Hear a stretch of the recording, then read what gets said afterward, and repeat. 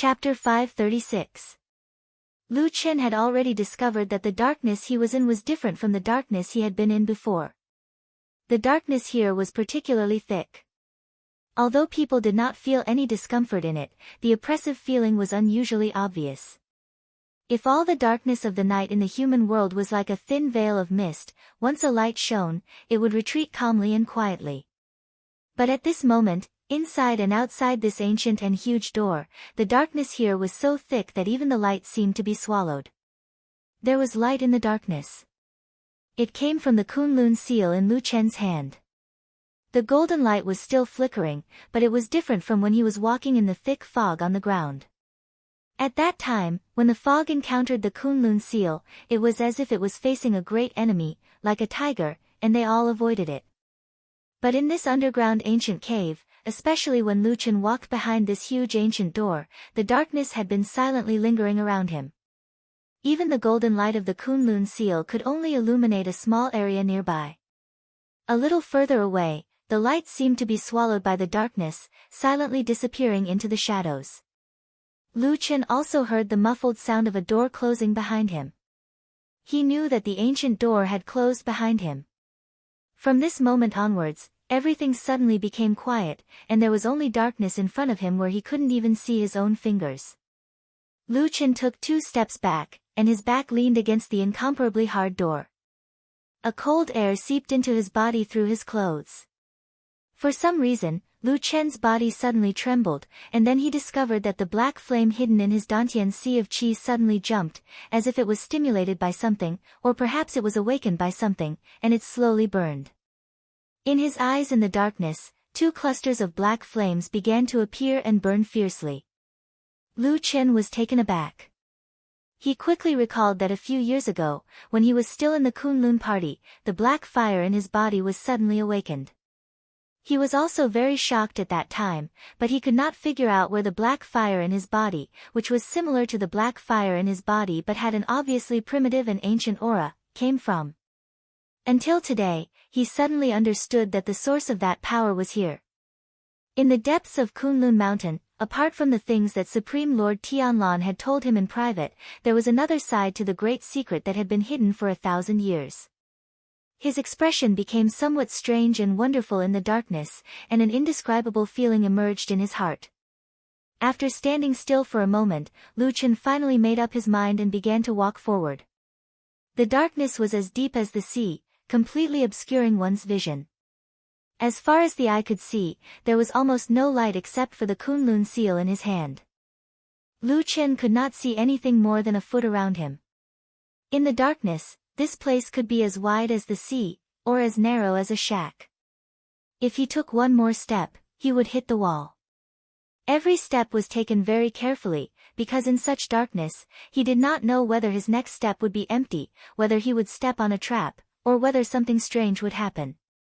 However, from another angle, in a vast and empty space of darkness that had suddenly been magnified countless times, something moved slightly in the darkness.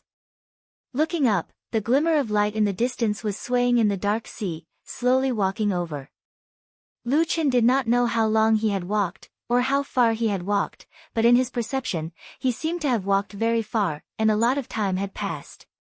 However, he clearly remembered that on the night before he left Mount Celestial Dragon, Supreme Lord Tianlan had clearly told him that in this place, all his perceptions could be wrong. This place was different from the entire cultivation world of the Divine Land. This place was unique in this world, this was the territory of that thing. In any case, Lu Chen still felt that he had walked for a very long time, and he felt a little tired. However, he immediately realized that this feeling of fatigue should not have appeared after he walked. Years of cultivation had long tempered his body. Purely walking without any spiritual power consumption, he should not be tired even if he walked for 3 days and 3 nights. There was indeed something strange here. He stopped and looked around attentively. However, except for a few feet of space, he could not see anything else. Darkness surrounded him, and everything seemed to be silent. Suddenly, there was a flash of light. It was the light on the Kunlun seal in his palm, which suddenly swayed. Lu Chen immediately felt it and looked down at the Kunlun seal. He saw that the golden seal, which was originally shining with golden light, was now as lustrous as before, but the light it emitted could not penetrate the surrounding darkness. And this golden light, which had been very stable all the way, suddenly shook at this moment. The light on the golden seal flickered, like a human's heartbeat, or like the breathing of a beast, constantly expanding and contracting. Suddenly, Lu Chen seemed to hear something. It was a movement that slowly came from the deepest part of the darkness. Hiss. The sound was not loud, and it was a little vague, making it unclear and unreal. He faintly felt that there was something rubbing against the hard ground and rocks. And not long after, the sound disappeared, as if it had never existed. Was it an illusion? Lu Chen raised his head. Suddenly, a chill blew from the front. It was a cold wind, and it also carried a trace of indescribable fishy smell. Hiss, the same vague sound appeared again, but this time it was clearer and closer. Lu Chen even lowered his head to look at the ground under his feet, because at that moment, when the sound sounded, he actually felt the ground under his feet was slightly trembling. That sound seemed to be slowly approaching him in the darkness. A cold, tyrannical, and indifferent aura slowly seeped out of the darkness, and the darkness began to faintly roll in front of Lu Chen's eyes. In the distance, nearby, the ground trembled, and an incomparably huge shadow slid and slid. The shadow hovered like a mountain, surrounding the unusually small human figure in the middle. Lu Chen did not speak, nor did he shout.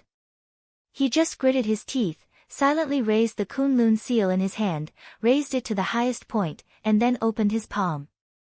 Golden light emitted from the Kunlun seal, shining brightly and solemnly.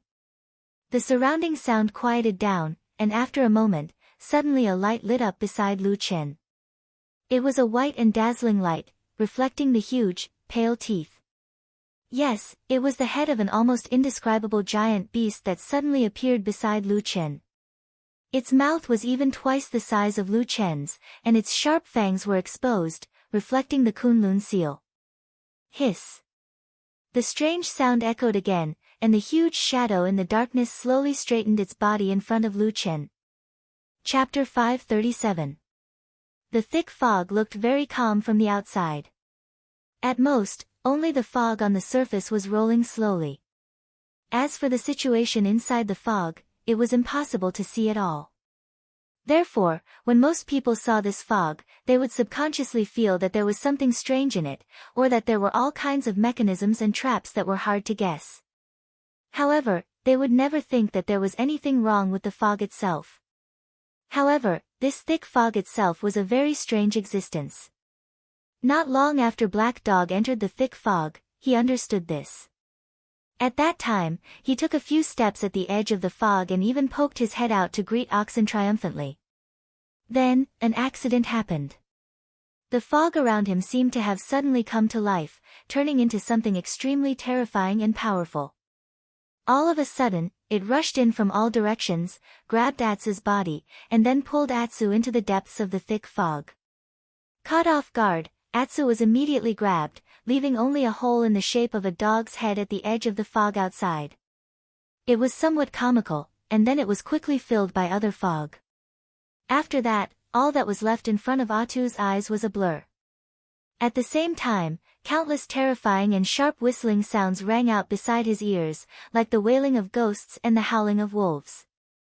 There were also several cold auras that tightly hung onto his fur, twisting and twisting, wanting to drill into his body. It felt as if it had suddenly fallen into a nest of poisonous snakes, and there were suddenly tens of thousands of snakes around it. Of course, Atsu could not just sit and wait for death. Even if it could not, it was still roaring and struggling, desperately pulling. Needless to say, after the transformation, the big black dog's bloodline and strength were already at the top level of the holy beast of the southern border. Its strength was indeed different from the past.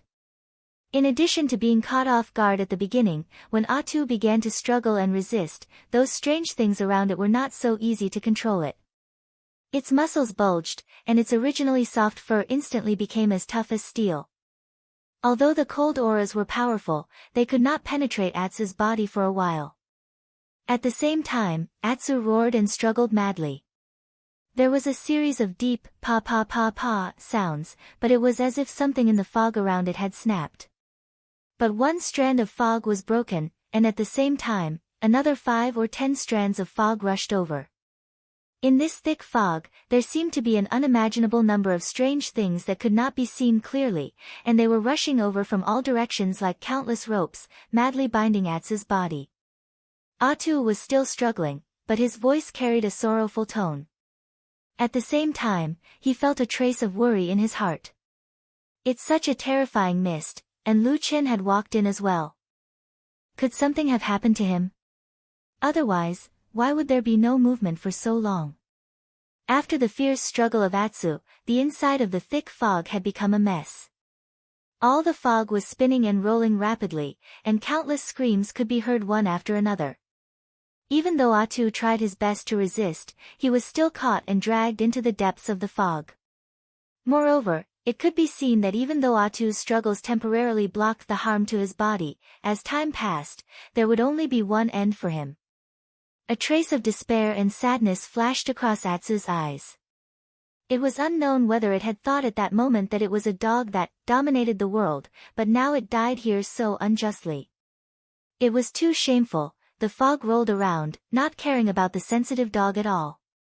It was single-mindedly focused on grabbing this hard-won delicacy. After a long stalemate, just when Atsu was about to give up, a low cry suddenly came from the fog behind it. Moo! Oxen's huge body walked out of the fog. The strange thing was that the terrifying and arrogant fog, for some reason, was attacking the black dog crazily, but when it saw Oxen, it would all move aside. Occasionally, when there was fog that could not move away in time, Oxen would often just look at it, smack its lips, open its mouth, and spit out a ball of flame, burning the fog completely. Oxen's pace seemed slow, but it was actually very fast. In just a few steps, it had reached the side of Atsu, which was firmly bound by the thick fog. The fog that entangled its body did not move away, but still held on tightly to Atsu, as if it was reluctant to let go. Without any hesitation, Oxen opened its mouth and spat out a mouthful of golden flame. In an instant, there was a bone-chilling scream in the air, and the fog's tentacles were turned into nothingness. The black dog fell heavily to the ground with a plop. The thick fog shook violently, and those sharp cries went straight to the sky, as if there was something extremely angry roaring at Oxen. In response, Oxen's reaction was very arrogant, as if it could not even be bothered to respond. It only lowered its head to look at Atsu, then kicked Atsu's butt with its hoof. Atsu, which was a little dizzy from the fall, suddenly shivered and jumped up. When it saw Oxen standing beside it, its eyes instantly widened. Then, it looked at the strange thick fog around it, and Atsu's mouth opened wide. When it looked at Oxen again, its eyes were filled with awe. It looked just like when it first walked to the small mountain filled with spirit beasts on Kunlun Mountain and looked up at Oxen at the top of the mountain. This was not an ordinary Oxen, it was a god in the spirit beast world. Being stared at by this black dog with such a fervent and admiring gaze, even Oxen could not stand it. It let out a low moo, then turned around and prepared to leave. Atsu hurriedly followed. It stuck closely to Oxen's side and walked together with it. The fog around them surged, and screams were heard one after another, filled with anger and helplessness. However, just as this matter was about to end, suddenly, there was a sudden fluctuation in the thick fog in front of them. A moment later, a few screams were heard, followed by a series of intense fighting sounds. Then, the fog around Oxen suddenly paused, and like a gust of wind, it swept past them and rushed toward the place where the sounds came from. The scene was a little terrifying, as if a group of hungry sharks had smelled fresh blood and were madly rushing toward their prey. Atsu stopped and looked in that direction, then turned to look at Oxen. Oxen also stopped and looked in that direction. They were spirit beasts, so their ears were very sensitive. They clearly heard the sound earlier, it was a young girl's scream. At this moment, the only one who could make such a sound was White Lotus. She came in as well. Oxen raised its head and rolled its eyes, as if it wanted to leave, but when it looked down at the black dog, it realized that Atsu was standing there hesitantly. Oxen looked at Atsu, and Atsu felt its gaze. After a moment of hesitation, it wagged its tail and made a few deep sounds at Oxen. Oxen looked at Atsu quietly for a moment, then nodded and walked in the direction of the sound. Chapter 538. Oxen took a few steps forward and suddenly looked back, only to find that the black dog had also followed it and was right beside it. Oxen hesitated for a moment, but it shook its head and let out a low moo. It stopped and did not continue to move forward. Instead, it swung its tail and patted Atsu's head, then turned around and walked in the other direction. Atsu was a little stunned, but it still followed it. Just like that, it followed Oxen for a while and walked out of the thick fog. However, this place was, of course, not the top of the hill where it had just entered. Looking at the surroundings, it was somewhat similar to the place where White Lotus was standing just now. Oxen brought Atsu here. When it felt that it was safe, it barked at it twice, then turned around and walked back into the thick fog. Its meaning seemed very clear. It probably felt that it should bring Atsu out first. After staying in the thick fog for a long time, it was always dangerous. Even if it wanted to save two people at the same time, it would be a little difficult. Atsu seemed to understand what Oxen meant, so after the initial surprise, it quickly calmed down. However, it still looked at the thick fog anxiously. After Oxen turned around and entered again, the fog seemed to have calmed down again, at least from the outside. What kind of strange thing was hidden in this thick fog? It was so strange and terrifying, and it was in the depths of the 1,000-year-old Kunlun party. It was really hard to imagine. It was also very puzzling. Why did the Kunlun party allow this thing to exist here for so many years? Atsu waited for a while, but there was still no sign of Oxen coming out. This made it a little anxious, but it did not dare to enter the thick fog again. In the end, it simply lay down on the ground. In its heart, it thought of Lu Chen who had entered this mysterious forbidden area earlier. It wondered how he was doing now. Lu Chen didn't feel good. While Atsu was worried that Lu Chen would be hurt by the fog, Lu Chen had actually passed through the dangerous fog with the help of the Kunlun seal and arrived at the deepest part of the earth, which was the biggest secret hiding place in Kunlun Mountain.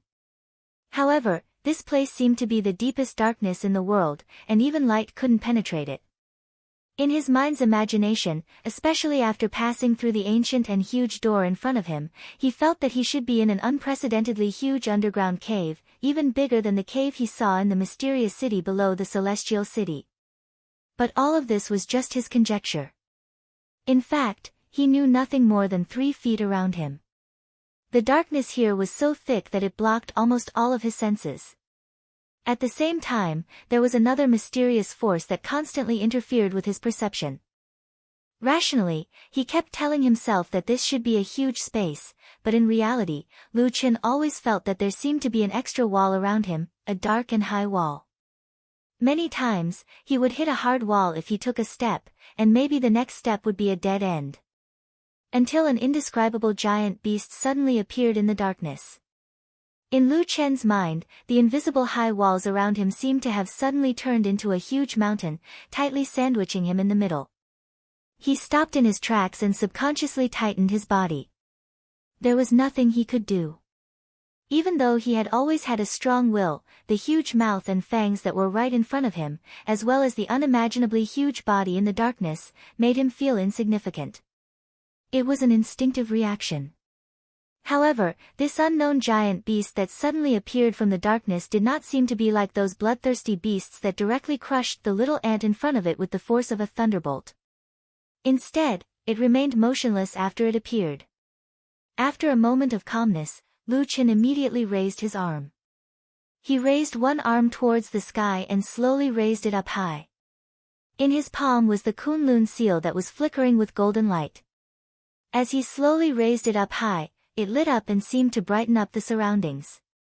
In the surrounding darkness, there seemed to be a flash of lightning. A moment later, a light suddenly emerged from the darkness, and then gradually became clear. It was a huge eye, right above the huge mouth. It seemed that since the beginning, this giant beast had only placed its head next to Lu Chen, but did not open its eyes. The eye was very big, but the pupil was strangely long and thin. The surroundings were golden, but the pupil was unfathomably dark, like the pupil of a snake. Lu Chen raised the Kunlun seal to the highest point he could reach. Other than that, he remained silent and did not speak. The strange and huge eye set its eyes on the Kunlun seal. The golden light was reflected in its pupil, like a burning flame. Then, like a thunder from the depths of the sky, a voice with a soul-shaking power echoed in Lu Chen's ears, saying, "Who are you to Tianlan?" Lu Chen frowned, only feeling a faint buzzing sound in his ears. He hurriedly ran his spiritual force, and after a while, this discomfort was suppressed. Then he said in a clear voice, "My name is Lu Chen, a disciple of perfected Lord Tianlan." There seemed to be a trace of surprise in the huge eye. It looked at Lu Chen with some strange and complicated emotions, and said, "Doesn't he never accept disciples?" Lu Chen said, "Earlier this year, he accepted me on Sky Dragon Mountain in the Immortal City." Hiss. A strange sound came from around, as if the body of the huge beast was slowly moving. At the same time, there seemed to be a slightly mocking laugh in the darkness, and then the huge beast said in a low voice, "It seems that even he can't stand to be alone for the rest of his life."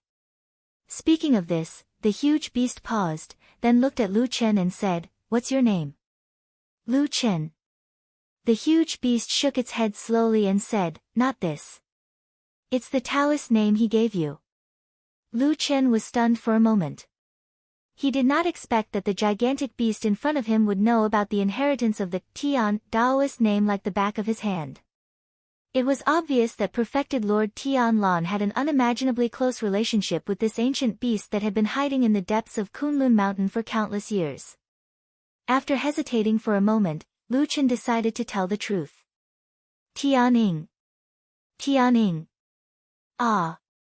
The huge beast seemed to think about this Taoist name for a while, then suddenly laughed in a low voice, but Lu Chen could not tell whether it was sarcasm or praise in its laughter. After a while, the huge beast said lightly, "For many years, those who inherited this Taoist name, Tian, did not have a good ending.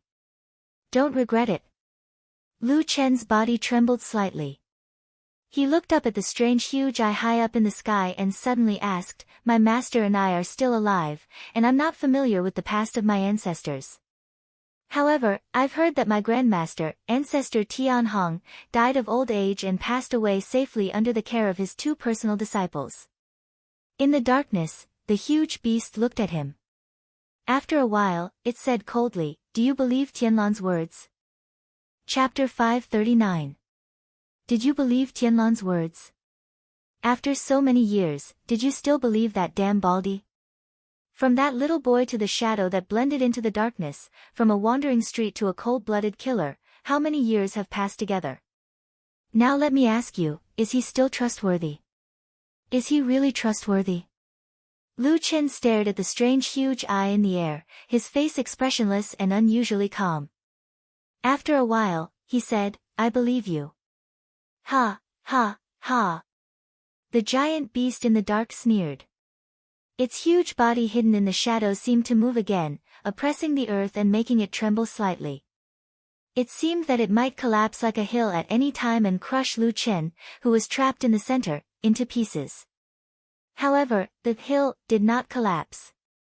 Except for a few sneers, the giant beast did not do anything else and just remained silent to Lu Chen. After a while, it said coldly, "Why didn't Tianlan come to see me himself?" Obviously, Lu Chen had had a very in-depth conversation with Supreme Tianlan before he came here, so he did not hesitate to answer the question of the giant dark beast. He answered directly, "He can't leave." Now the situation in the Immortal City seems calm, but in fact, undercurrents are surging. We can't afford to be careless. My master must stay in the Immortal City and can't leave. The giant beast snorted, obviously disapproving of this reason. In fact, in the eyes of this level of giant beast, the power struggles that human beings valued were only ridiculous. But other than that, it did not have any other reaction. It just asked again, "Then what are you doing here?" Lu Chen took a deep breath and tightened the Kunlun seal on his palm. Then he said, "My master asked me to tell you that it's time." In the dark world, because of the light of the Kunlun seal, the strange eye of the giant beast, and the conversation between Lu Chen and the giant beast, this originally cold and lonely world had some business. However, after Lu Chen said those words, everything around him seemed to have suddenly changed. The light was still the same, and the figure was still the same, but the atmosphere had completely changed.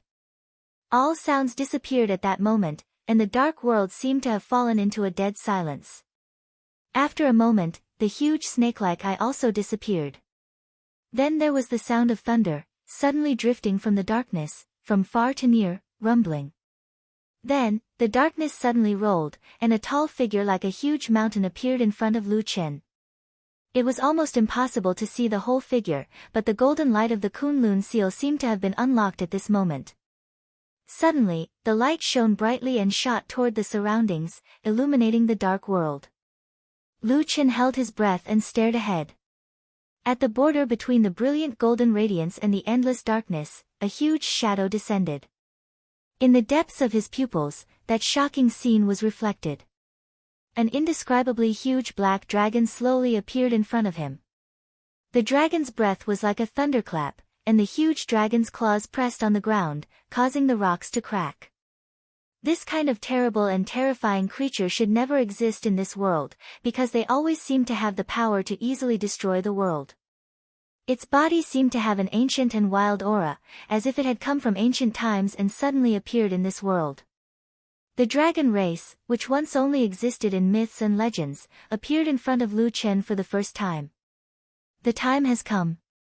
The rumbling sound was like rolling thunder, slowly rolling over the top of Lu Chen's head, and the huge dragon's head fell down. This time, it was a pair of dragon eyes that lit up, and Lu Chen could even see the surprise and disappointment in those eyes. Perhaps it had been waiting for this day for far too long. Lu Chen clenched the Kunlun seal in his hand, nodded, and then said, "Yes, the time has come. Master asked me to tell you, and then said that if you are willing, you can come with me to the immortal city." In the forbidden area between the clouds and the sky, oxen walked in the thick fog, and it did not seem to be in a hurry at all. Although it had taken some time to bring Atsu out of the thick fog, it did not seem to care. Even if there was another girl waiting for its rescue in the thick fog, oxen seemed to be full of confidence. It was as if this bull would always be so unhurried. It walked confidently, and along the way, the fog avoided it, and it did not encounter any resistance or obstacles along the way. Of course, there was no danger to speak of. The fog that was so dense that it could make people lose their sense of direction did not seem to have any effect on the green ox. At most, it raised its head and probed the air a few times. Then, it quickly determined the direction and walked in that direction. Not long after, it heard the sounds of an intense struggle. At this time, it was impossible for anyone else to be struggling in the fog except for White Lotus.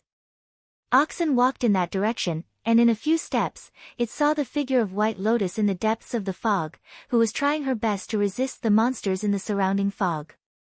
A gust of cold air blew in its face, and Oxen stopped in its tracks. It was the cold air that was emitted from White Lotus's body, and all the fog that was pouncing on her was somewhat afraid of this kind of cold air, and for a moment, it could do nothing to her. However, White Lotus was also flustered, and it was obvious that her breathing was not calm, and her follow-up was weak. It seemed that after a while, she would be exhausted and defeated. Oxen walked straight over. Suddenly, there was a loud howl in the thick fog, and it seemed to be extremely angry, and it roared at Oxen crazily. However, Oxen ignored it and only walked all the way to White Lotus's side. On the way, there were a few clouds of fog that seemed to be unable to bear it and blocked its way. Oxen directly spat a few mouthfuls of flames at them, burning them completely. White Lotus also saw the figure of Oxen, and especially when she saw Oxen's actions, a look of shock and awe flashed across her eyes. She had never seen such a powerful giant beast before. Oxen walked to her side, and the surrounding fog that had been attacking endlessly retreated angrily but helplessly, giving way to an empty space. White Lotus finally breathed a sigh of relief, and her body suddenly became weak, and she almost sat on the ground. Oxen glanced at her, and then signaled White Lotus to get on its back. White Lotus was startled for a moment, and she was a little hesitant. After all, she was not familiar with this oxen, but now that it was a matter of life and death, there was no room for hesitation, so she quickly climbed up. Then, oxen turned around and left. The surrounding fog chased after it, but it did not dare to get close, and from time to time, there were shrill and angry cries, looking flustered and exasperated.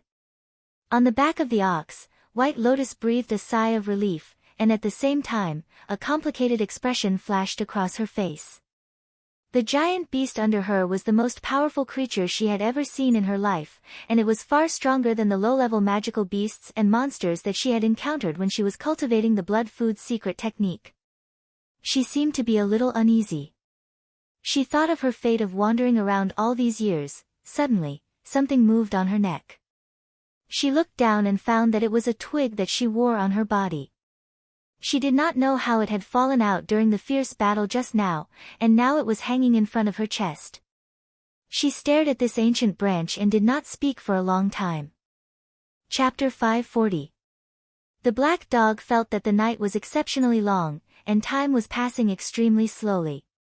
Whether it was Lu Chen or that oxen, neither of them responded to the thick fog after entering it. They did not return for a long time. There were several times when it could not help but stand up and walk to the edge of the thick fog, wanting to go in and search again. However, every time it recalled its embarrassing appearance in the thick fog, it could not help but shrink back. If it was not for Oxen's rescue, Atsu would probably have been trapped in the thick fog and could not extricate itself. However, when Atsu recalled the encounter just now, it felt a little annoyed and unwilling. Because when Atsu was in the thick fog, it could feel that its strength was actually not weaker than those strange creatures hidden in the fog. However, the reason why it was in such a predicament was that it could not fight back at all. First, there were too many of them hiding in the fog, and it was almost impossible to defend against them. Second, it was as if all its struggles were hitting the air, and it could not exert any strength at all. Thinking of this, Atsu was also annoyed, but it still took 2 steps back subconsciously. This fog was really a bit strange. If only it could directly spit fire like oxen and burn those strange creatures to death. Atsu was suddenly startled. It stood still and looked back at the fog, seemingly a little lost in thought. After a while, it slowly walked back to the edge of the fog. It seemed to be a little hesitant, but in the end, it quickly made up its mind. Its broad and strong body stood straight, and then a trace of darkness suddenly flashed across its eyes. It looked like a ball of black fireworks. "I've been waiting for this day for a long, long time," a thunderous voice echoed in this dark underground world. In Lu Chen's eyes, the unimaginably huge black dragon, the terrifying creature that should not exist in this world, seemed to have fallen into a memory at this moment, recalling the things that happened many, many years ago. Most of its huge body was hidden in the darkness, but just the part that was revealed was enough to strike fear into people's hearts. It was like a towering mountain. Lu Chen even subconsciously thought of all the things he had experienced in his life. Due to various reasons, he was far more experienced and knowledgeable than ordinary people, including some strange creatures that most people in this world had never seen or heard of. For example, the Great Snowy Mountain, the legendary Heavenly Wolf, and all kinds of strange monsters hidden in the abyss, all of them gave people a soul-stirring feeling. However, those creatures seemed rather normal compared to the black dragon in front of them. No matter how one looked at it, this black dragon was a legendary monster that belonged to the imagination of humans. It should never have existed in this world. However, at this moment, Lu Chen was facing it so seriously. Then, he heard the dragon reply, "I'm going to the Celestial City." This reply was clear and could not possibly have any other meaning. In fact, this reply completely matched the prediction that perfected Lord Tianlan had made before Lu Chen set off. Lu Chen clearly remembered that he had asked perfected Lord Tianlan what to do if the black dragon did not agree to come. Perfected Lord Tianlan had smiled and said very calmly, "If it's not willing to come, then let it be. However, it will definitely come." Reality once again proved that perfected Lord Tianlan's judgment was correct. Sometimes, Lu Chen would wonder if this damn Baldy had ever made a wrong decision on an important matter after so many years. If he had to make an enemy of someone who almost always made the right decision, how terrifying would that be? Now that things had come to this, although Lu Chen did not know why the Black Dragon wanted to go to the Celestial City, nor did he understand what perfected Lord Tianlan meant by telling him that, the time has come, the most important thing for him right now was not to think about these useless things. He had to prepare to bring the Black Dragon to the Celestial City. If such a huge dragon were to head to the Celestial City just like that, the commotion could be said to be earth-shattering.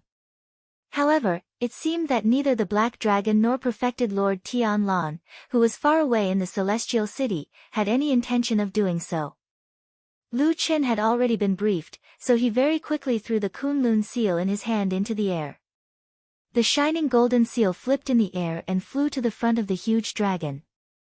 Then, it suddenly stopped, as if it had been grabbed by a force. The Black Dragon leaned forward as if it was about to make a move. However, at that moment, its eyes suddenly narrowed and it raised its head. It seemed to be slightly surprised. After a while, the huge dragon's head slowly descended and stopped in front of Lu Chen. Lu Chen looked at the sharp fangs not too far away from him and frowned slightly. He took a step back and then asked, "What's wrong?" The Black Dragon stared at him. After a while, it suddenly said, "I smell the aura of the black fire." Black fire? Lu Chen was stunned. Then, he was shocked and his expression changed slightly. The Black Dragon did not continue to speak to him. Instead, it stared at him.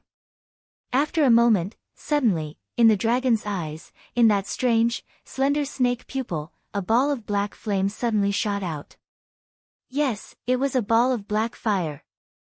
No one, at least in the world that Lu Chen knew of, no one knew the source of the black fire. Even Lu Chen himself, who possessed this strange power, was still in a very unfamiliar state with the black fire. He did not know the origin of the black fire, did not understand its origin, and did not know what the black fire would become in the future. He only used an almost instinctive ability to control the black fire. This ancient and strange power had saved him many times.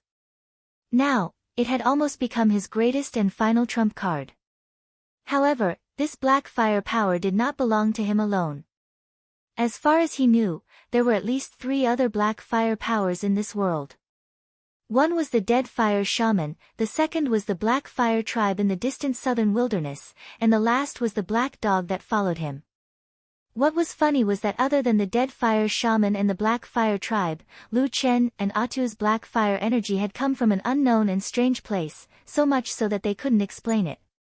Until today, when Lu Chen suddenly sensed the power of the 4th black fire in this world. Moreover, the power of the black fire was so strong, pure, and clean. It was as if the black fire had just been born. It naturally carried an ancient and wild aura, just like the Black Dragon.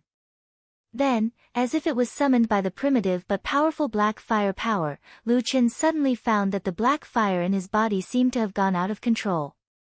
It suddenly rose up, and when he was caught off guard, his eyes also burned with a raging black fire. At that moment, Lu Chen suddenly thought of the experience when the black fire in his body was suddenly awakened on the mountain of Kunlun a long time ago. That feeling was almost the same as now. The Black Dragon looked at him condescendingly, its eyes seemed to be very complicated. After a while, he heard the Black Dragon slowly say, "Why does the disciple of Tianlan not have his divine sense, but the power of our dragon tribe?" Chapter 541. The Power of the Dragon Clan. When Lu Chen heard the Black Dragon's words, his first reaction was to wonder if he had misheard. Ever since he first came into contact with the power of the black fire in the Barren Valley over 10 years ago, he still wasn't very clear about the origin and history of the black fire. However, he at least knew that the black fire had never had anything to do with the legendary dragon clan in the past 10 years.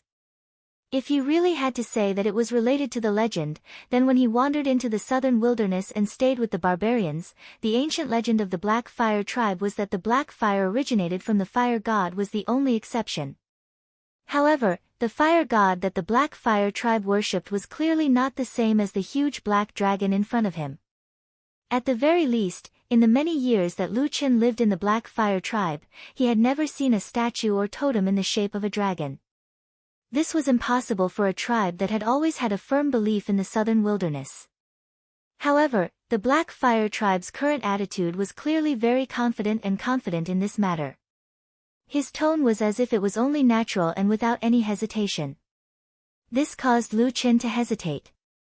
After all, no matter how he looked at it, the black dragon didn't seem to have any reason to lie to him. Then, Lu Qin suddenly frowned as he thought of something. Apart from the first 10 years when he was tormented to the point where he wished he was dead, Lu Qin discovered that the power of the Black Fire was extremely strange after he subdued it. It was different from any Tao or magical power that he knew of in the world. This was because it didn't seem to need to cultivate. Most of the time, the Black Fire would peacefully hide in Lu Chen's body without a trace. Even true Lord Tianlan, who had the ability to see through the heavens and earth, would find it difficult to detect the strangeness in Lu Chen's body. However, when Lu Chen was in danger, he could quickly activate this power and use it to suppress his enemies. Lu Chen had tried many methods, including many cultivation methods from the human cultivation world, to test the Black Fire, but it was useless. Later on, Lu Chen found the only way to make the Black Fire grow: killing and death. Every time he killed someone or killed another living being, his body would automatically absorb a strange power. Most of the time, it was very weak, but it was definitely there. It would slowly nourish the Black Fire, allowing it to grow. It made one's hair stand on end. Even Lu Chen himself felt very uncomfortable. Even though he felt like he was some kind of monster that sucked blood to live, he still felt like he was a blood-sucking monster. But the truth was that the Black Fire was not a righteous power. It had always leaned towards the darkness. Just like Lu Chen had always been unable to break away from it, even though he was standing under the sunlight. Even in his heart, he often felt that standing in the shadows made him feel more comfortable. As for whether the power of the Black Fire belonged to the dragon race, Lu Chen really did not know. He quickly came to his senses and just shook his head slightly. He had no intention of arguing with the Black Dragon on this matter. The Black Dragon looked at him, seemingly not surprised by Lu Chen's reaction. However, when it looked at the young man, there seemed to be a slightly more complicated look in its eyes. "Let's go," the Black Dragon said. Then, the black shadows around its body suddenly shook, and there was an endless gurgling sound. Such a huge dragon began to shrink in front of Lu Chen. In the middle of the swaying light and shadow, the mountain-like body rapidly shrank. The golden light of the Kunlun seal became more and more dazzling, as if it had also sensed something. Soon, accompanied by a rumbling sound, the black dragon suddenly turned into a shadow and pounced on the golden light.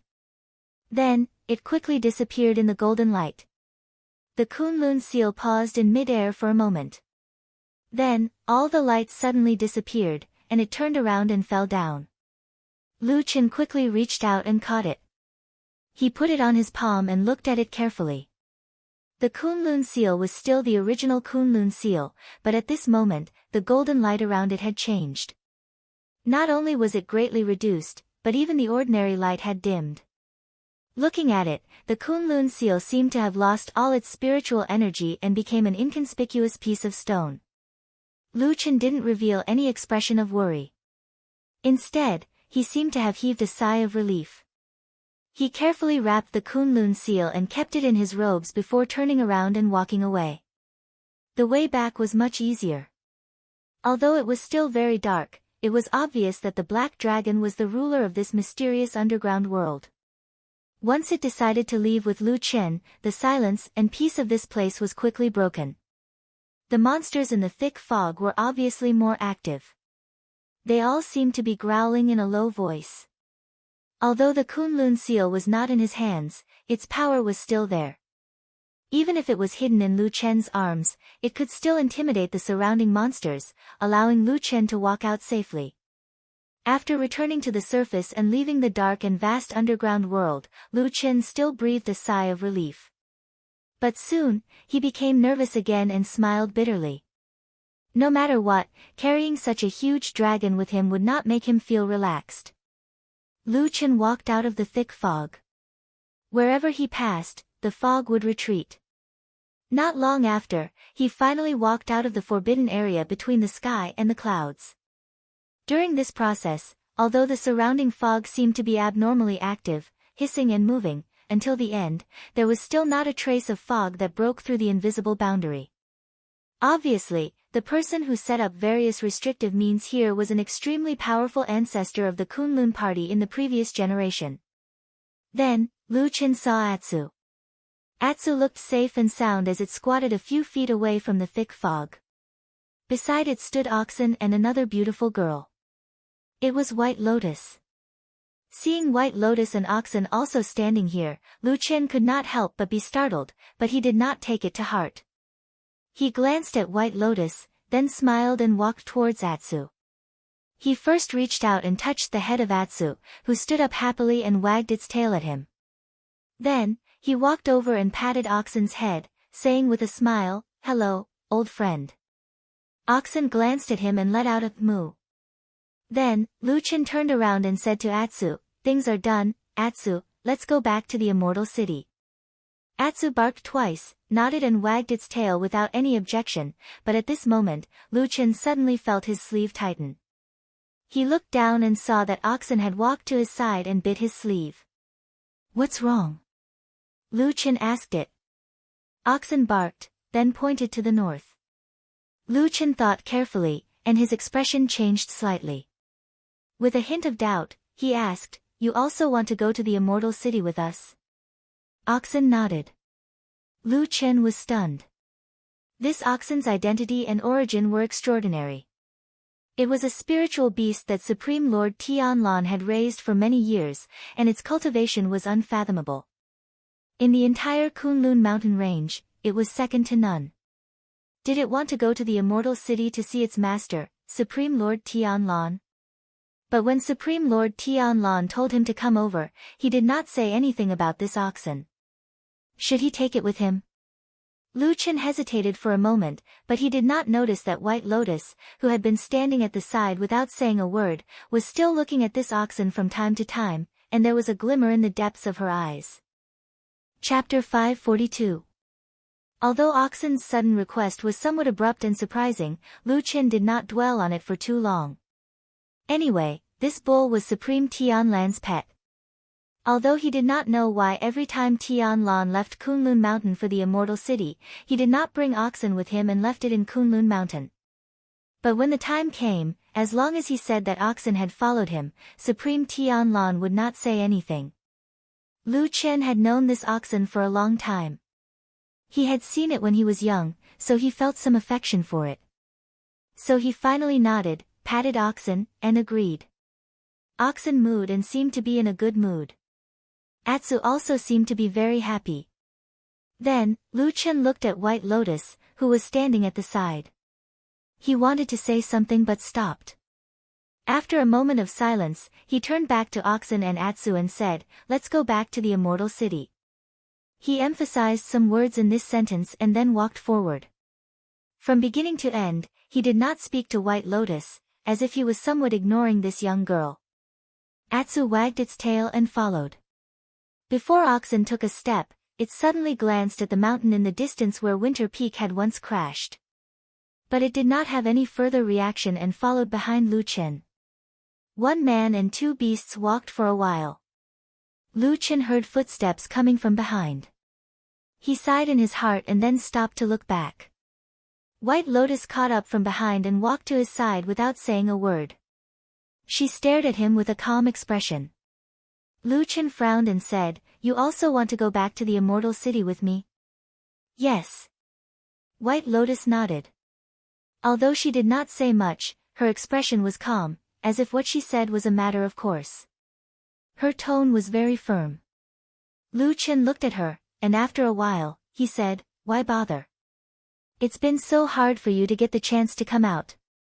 White Lotus said, "I have nowhere else to go." Lu Chen shook his head and said, "No matter how big the world is, there will always be a place for you." White Lotus snorted and said, "The world is so big. If I offend that person, there will be no place for me to stand." Lu Chen stared into her eyes and said after a while, "That's not right." White Lotus sneered, "Of course you don't care, you're not me. You're high and mighty with power in your hands, and you're in high spirits. How would you understand my situation?" She seemed to be a little angry.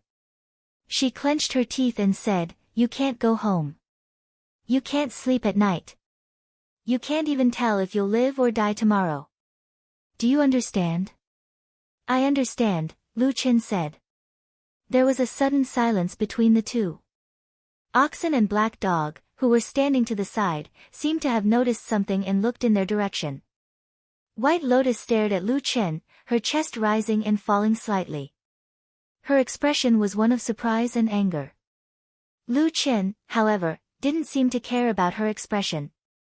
He only said calmly, "The world is so big. How can there be no place for me to stand?" White Lotus's expression darkened. She snorted and said, "I'm not like you, a loner. I have a big family behind me. If I can run, can they run too?" Lu Chen wasn't moved by this deep and warm family bond at all. He didn't even show the slightest change in his expression. He said, "I don't believe it. If losing the Bai family could help you get rid of that damn Baldy, you wouldn't even blink. Don't talk to me about this." White Lotus was so angry that she almost jumped up. She pointed at Lu Chen and scolded, "Do you think everyone is as cold-blooded as you?" Lu Chen said, "Of course not. You're the only one who is like me." White Lotus was speechless. She rolled her eyes and the anger on her face disappeared. Just as she was thinking about what to say, she saw that Lu Chen had turned around and continued to walk forward. White Lotus frowned and caught up with him. She said, "What do you mean by this?" Lu Chen didn't look at her. He just looked at the towering dark mountains in the distance and said lightly, "You're not anyone to me.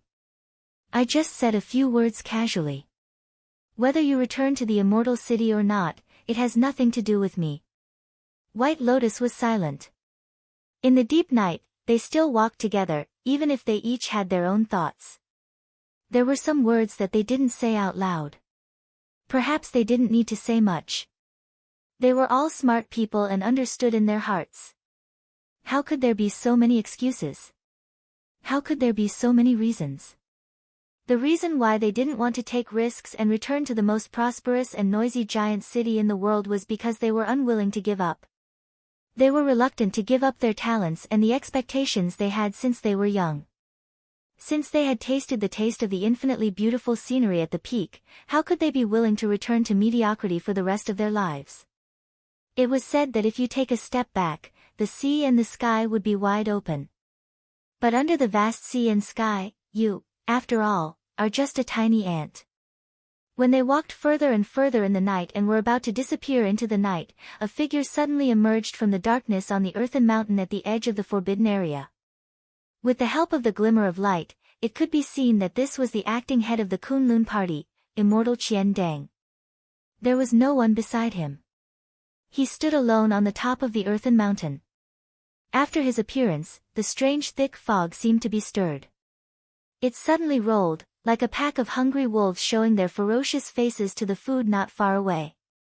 However, the invisible boundary still firmly blocked them. In the end, the fog could not cross the boundary. Immortal Qian Dang didn't seem to care about the fog. He frowned slightly and looked at Lu Chen and the others who had entered the most important forbidden area of the Kunlun party. For some reason, he didn't make it difficult for them to stay. Very soon, the figures of Lu Chen and the others finally disappeared into the night. Immortal Qian Dang shook his head. The expression on his face was complicated. He seemed to be full of thoughts. He turned around and looked at the extremely thick fog. A strange light flashed in the depths of his eyes. How many more secrets were hidden in the majestic Kunlun under the 1,000-year-old sect? On the same night, tens of thousands of miles away on the Four Rivers Plain, the magnificent immortal city was still bustling and noisy. Even in the dead of night, it was still brightly lit. In the Kunlun Hall on Mount Celestial Dragon, true Lord Tianlan, who was sitting cross-legged on a lotus throne, suddenly felt uneasy. He was unexpectedly a bit agitated. As if he sensed something, he calmed down and pondered for a moment. Then, he got down from the lotus throne and floated to the ground. Then, he slowly walked out of the Kunlun Hall. It was quiet all around. The night was dark. He stood in front of the grand hall and looked up at the sky. He didn't know when it started, but a red light suddenly appeared and crossed the sky. Then, the red light was like a tide, covering the sky and the sun. It filled half of the sky, and just like a few days ago, it divided the entire sky into two halves. No, it was not two complete halves. On the ground, the burly bald man in a loose robe quietly looked at the night sky. He watched as the originally straight red line slowly surged forward like the waves of the sea. Wave after wave, it rushed through the center line and covered more of the night sky. It only stopped when it covered about 10% of the sky. The blood-red sky once again appeared in the human world. It was reflected in his eyes like a strange painting. One could also faintly see that the corners of his mouth were slightly raised, revealing a trace of a strange smile. Chapter 543. Lu Chen and his group left Kunlun Mountain under the cover of the night. They did not delay on their journey as they moved forward in the direction of the Immortal City. However, the Immortal City was still thousands of miles away from the Western Land. Although they were all cultivators, it would still take them a long time to get there. As a famous mountain sect, Kunlun Mountain was inextricably linked to Lu Chen and White Lotus. However, for some reason, the two of them did not seem to have any nostalgia for this place. They left without hesitation and even seemed to be eager to leave this place as soon as possible. They did not want to see this mountain again. About 3 days later, they finally left Kunlun Mountain behind. Even when they occasionally looked back, they could not see the mountain most of the time. Along the way, Atsu and oxen followed them. Atsu was very interested in oxen and often followed oxen to communicate with it. Although they did not understand what Atsu barked meant, oxen did not seem to hate this black dog. At most, it was too lazy to pay attention to it. In addition, Atsu would usually run to Lu Chen to get close to him for a while. Except for White Lotus, Atsu seemed to have always been very wary of White Lotus and would not easily get close to her. Of course, White Lotus also felt that Atsu was alienating them, but she did not care. During this period of time, the girl seemed to be a lot quieter. In fact, most of the time, she would often peek at oxen from the side. On this day, they had walked for another day. In addition to the previous few days of rushing, both humans and beasts were a little tired. Lu Chen decided to rest tonight. Finally, he looked around and found a small forest by the side of the road to rest. The forest was not too big, but it was dense enough to shelter them from the wind. If there was no one to guide them, it was difficult to find people in the forest from the outside. On the contrary, people hiding in the forest could see the situation outside the forest more clearly. It could be regarded as a good place, hidden and safe. Lu Chen and White Lotus looked around and were very satisfied. As for Atsu and oxen, Lu Chen decided not to ask for their opinions. In the end, everyone settled down in this forest and prepared to rest for the night before continuing their journey the next morning. When night fell, everyone had already settled down in the forest, roughly forming a triangle. Oxen was in one corner, White Lotus was in another corner, and Atsu was lying together with Lu Chen in the last corner. It was strange. Although Atsu and oxen were almost glued together during the day, when it was time to sleep, Atsu would definitely run back to Lu Chen and stay by his side. Even if it was in a daze, it would still stay with Lu Chen. Perhaps, this was also a kind of attachment. Lu Chen wasn't sure why Atsu was so dependent on him. However, they had been together for so many years, and they already had feelings for each other. Therefore, Lu Chen just let it be. In the dead of night, everyone fell asleep. Lu Chen and White Lotus were sleeping with their clothes on, oxen was sleeping with its huge head on the ground, and Atsu was sleeping next to Lu Chen, using one of Lu Chen's thighs as a pillow. However, in this quiet moment, Atsu's ears suddenly moved, and then it suddenly opened its eyes. There was a faint green glow in its eyes, and the drowsiness it had before was suddenly gone, replaced by vigilance and hostility. It turned its head and looked around. In the dark forest, there seemed to be only the cold wind blowing from the treetops. Atsu stretched out its front foot and gently pushed Lu Chen's face. When Lu Chen opened his eyes, the first thing he saw was Atsu's eyes, which had a strange luster to them. Atsu was also looking at it, and its paw was still on Lu Chen's cheek. One person and one dog quietly looked at each other. After a while, the light in Lu Chen's eyes gradually brightened, and the little bit of sleepiness disappeared. After a while, he slowly nodded to Atsu. Atsu retracted its paw. Lu Chen raised his eyes and looked at the night sky. The night was dark, and the treetops and branches seemed to be covered in darkness. There was only the rustling sound of the wind, and the swaying branches seemed to be slightly more violent than before. Lu Chen frowned, turned over and sat up. When he looked to his left and right, he found that both White Lotus and Oxen were still sleeping at the moment, and they seemed to have not noticed any sound at all. Atsu turned its head and looked in a certain direction in the night, and Lu Chen immediately looked in that direction. It seemed to be the deepest part of the darkness, without a trace of light, but in Lu Chen's view, no matter what, it could not compare to the darkness in the underground world in the forbidden area of Kunlun. Because only the territory of the Black Dragon was the real darkness in the world, and even light could be swallowed. After leaving the Kunlun mountain, the Black Dragon entered the Kunlun seal and did not make any sound, as if it had disappeared. Along the way, Lu Chen secretly took out the golden seal to check, but just as he did on the way here, the Kunlun seal did not respond to his various tests. It seemed that only when it reached the Kunlun mountain, the Kunlun seal would change, especially in the sky, where the Kunlun seal could be said to have reached the peak of its power. At any other time, the Kunlun seal would be the same as now, half dead and unresponsive, and Lu Chen could not find where the huge black dragon was hiding at the moment. However, the more it was like this, the more interested Lu Chen was in the Kunlun seal. He also clearly knew that what he saw was not a trick, because in his body, there was another treasure buried deep in his heart, that strange seed, which also had a similar strange ability. But in between, he clearly knew that there was a world of difference between the two. In the seed was the ancient and mysterious tree hole. The size was less than the size of a common house, but if the black dragon could not change and shrink its body, then the strange space sealed in the Kunlun seal would be frighteningly big. Could there be such a shocking treasure in this world? As if in response to the thought in Lu Chen's mind, when he stood up, a ray of light suddenly lit up in the dark corner. Sword light. It pierced out from the depths of the darkness, and in an instant, the light shone brightly, and the sword turned into 10 swords, 100 swords, 1,000 swords, 10,000 swords. The wind howled, and in an instant, a row of more than 10 trees were blown down, forming a raging tide of sword light like a huge wave, sweeping towards Lu Chen. Amidst the sword glint in the wind, amidst the mournful whistling, a pair of ice-cold eyes locked onto Lu Chen's body.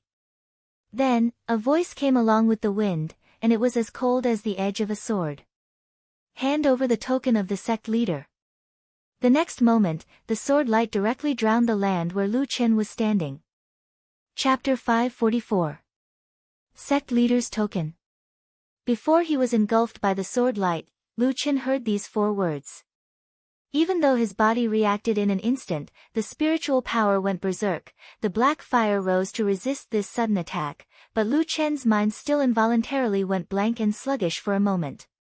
In that instant, he immediately and nimbly went through his entire body once, every item, every magical weapon, including his biggest secret seed. He felt that none of them could be linked to the sect leader's token. And he did not even know what the sect leader's token that the assailant mentioned was. One must know, this kind of thing may be a rare treasure, it may be a rare treasure, but it could also be some kind of inconspicuous thing passed down by the ancient ancestors. It was not worth much, but because it was sentimental, everyone valued it, and it became a treasured heavy weapon. But there was no such thing. The sword light was sharp and powerful, the person's cultivation was very high, and his attack was fierce. If Lu Chen did not judge the pressure he was under at this moment, this masked person who suddenly appeared in the dark could even be a Jinren whose cultivation was in the realm of Yuanying. The Yuanying Jinren who could walk unhindered in the Divine Continent's cultivation world, turned into an assassin and launched a sneak attack. This possibility, even for Lu Chen, could not help but feel a chill in his heart. That sword, the sword light was like a mountain, the sword's shadow was like the sea, rolling over like a raging wave.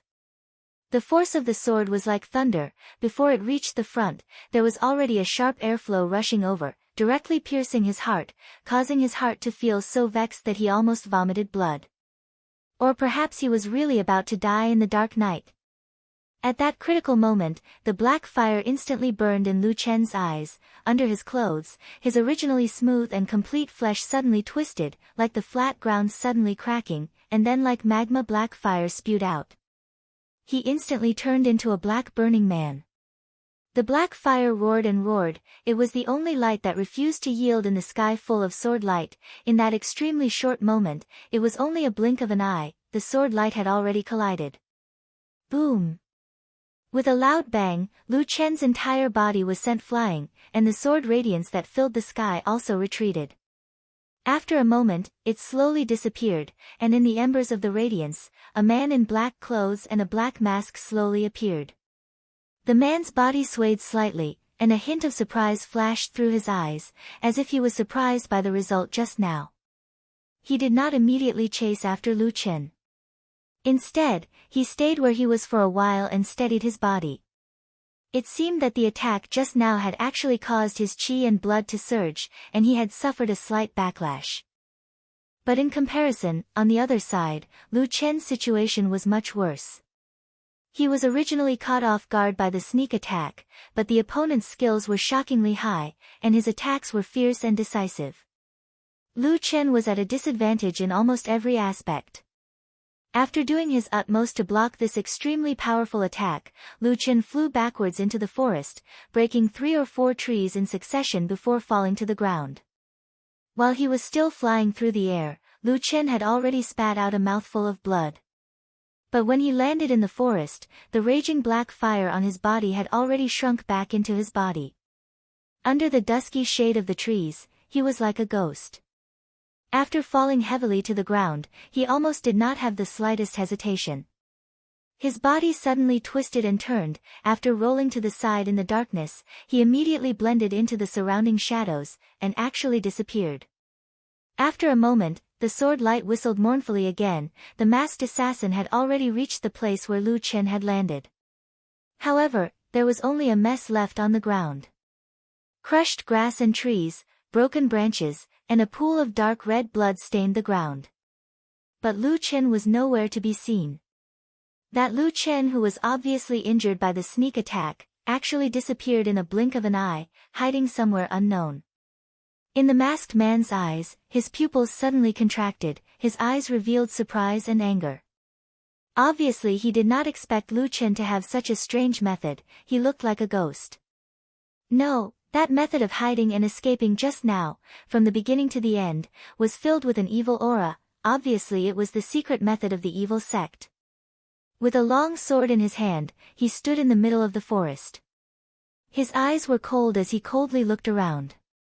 In the dusky forest, the tree shadows quietly swayed, shadows everywhere, as if there were human figures everywhere, but also as if there were none. Only the wind quietly blowing in the depths of the darkness, like an ice-cold knife. The murderous aura was so cold that it made one's goosebumps rise. Then, he heard a deep roar. The masked man's body paused for a moment and then turned his head to look, frowned slightly, his eyes cold. At the place where he came from, a big black dog was baring its fangs at him. The fur on its back stood up, opened its mouth to reveal its sharp fangs, like a ferocious beast that was about to pounce at any moment. That masked man did not have the slightest fear, even his eyes showed some disgust.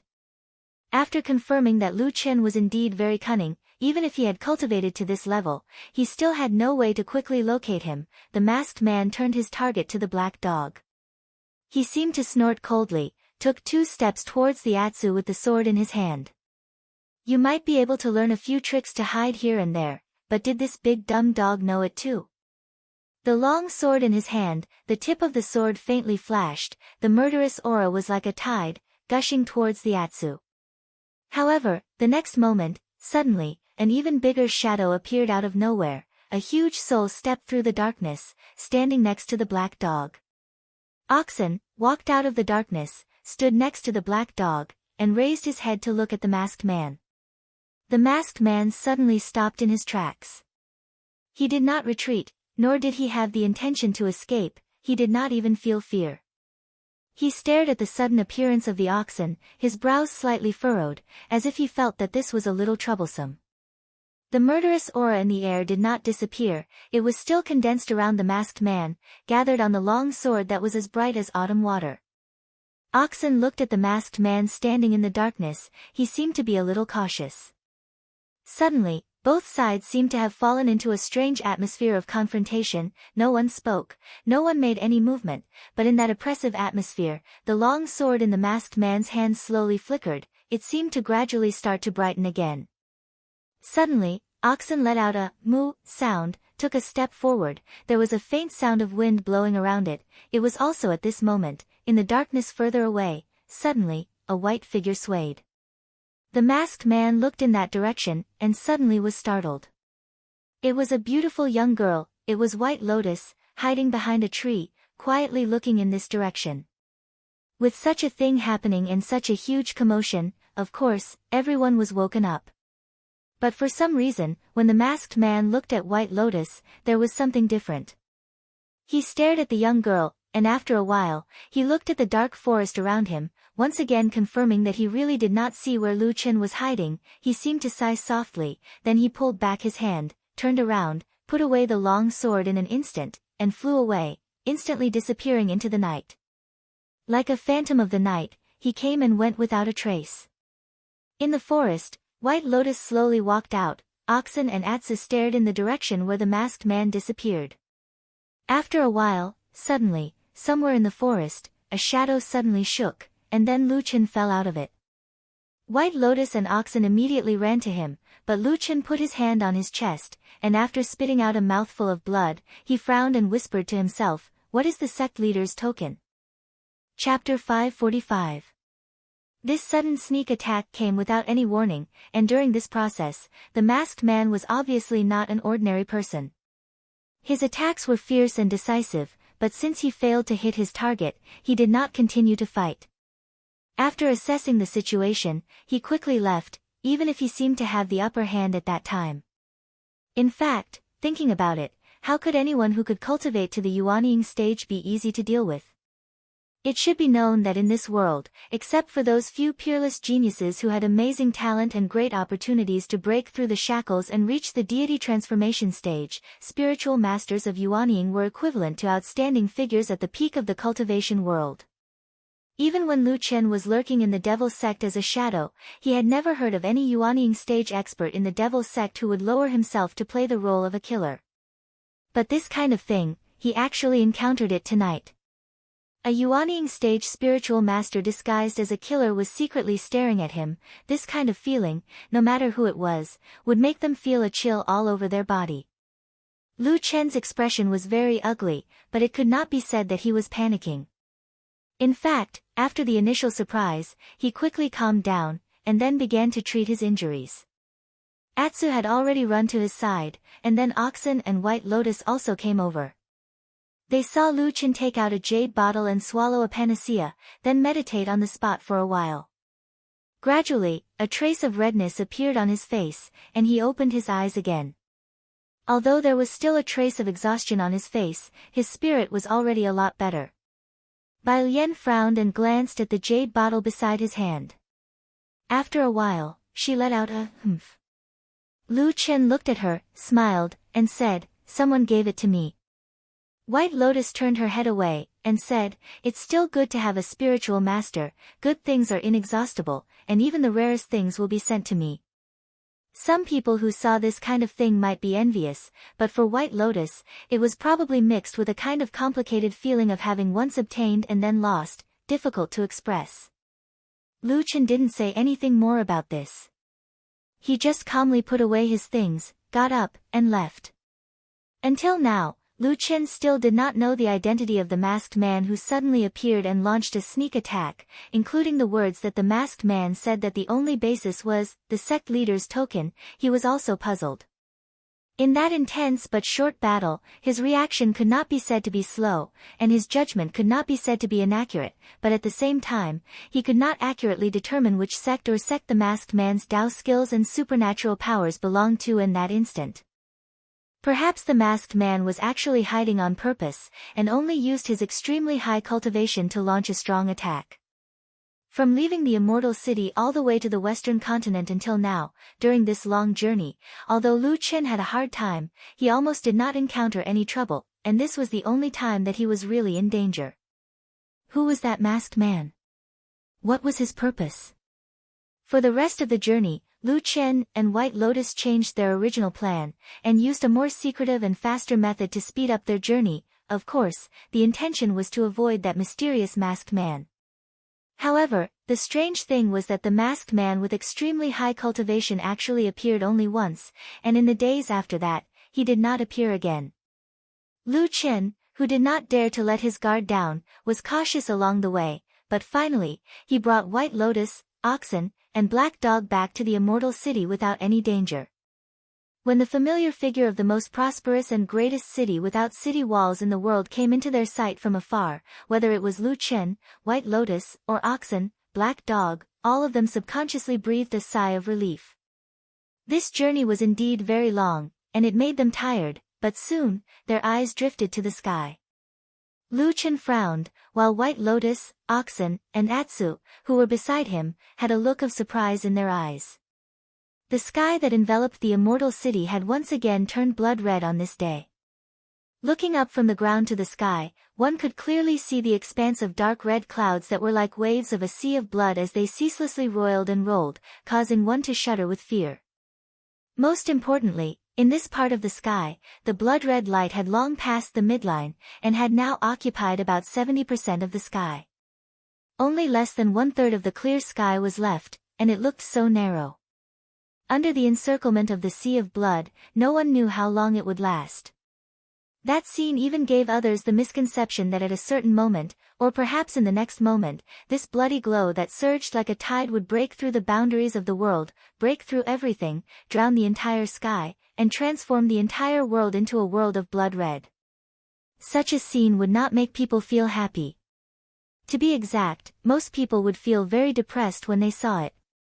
Even though nothing strange had happened under the blood-red sky since the appearance of the blood-red light, there would naturally be many smart people who reacted to the abnormality. The elites of the cultivation world were gathered in the Immortal City, so naturally, there would be many smart people who reacted to this. When Lu Chen and his group walked towards the Immortal City, they began to see people walking in the same direction as them. Some were walking alone, some were in groups of 2s and 3s, and it seemed like they were all carrying their luggage and leaving this place. Further away, on the roads leading to other directions in the Immortal City, they could see many people leaving as well, and the number of people seemed to be quite large. It was a very strange feeling. Under the blood-red sky, there were so many people leaving in a hurry. However, Lu Chen and his group continued to walk towards the Immortal City. With every step they took, they felt that the blood-red clouds above their heads seemed to be thicker. But fortunately, after entering the Immortal City, this feeling weakened quite a bit, because along the way, they saw that there were still a lot of people in the city, and in the true Immortal Alliance on Sky Dragon Mountain, it was clear that most of the people were still very calm, as if they did not take the strange phenomenon in the sky seriously. When they saw that Lu Chen and his group had returned, the people from Fuyunji even laughed and looked happy, as if nothing had changed and everything was the same as before. Then, Lu Chen was summoned to Kunlun Hall, and only Oxen accompanied him. The black dog also followed, but Lu Chen knew that Supreme Lord Tianlan did not like this dog very much, so he asked it to wait outside the hall. As for White Lotus, it seemed like she did not want to see the bald man, so she left early. In contrast, Oxen appeared to be much more relaxed. He walked slowly into the Kunlun Hall, looking around curiously. When Supreme Lord Tianlan, who was sitting on the lotus throne, saw Lu Chen and Oxen walk in, he was obviously startled, and then he floated over to them. He first reached out to touch Oxen's head, and then with a hint of surprise, he said to Lu Chen, "Why did you bring it here?"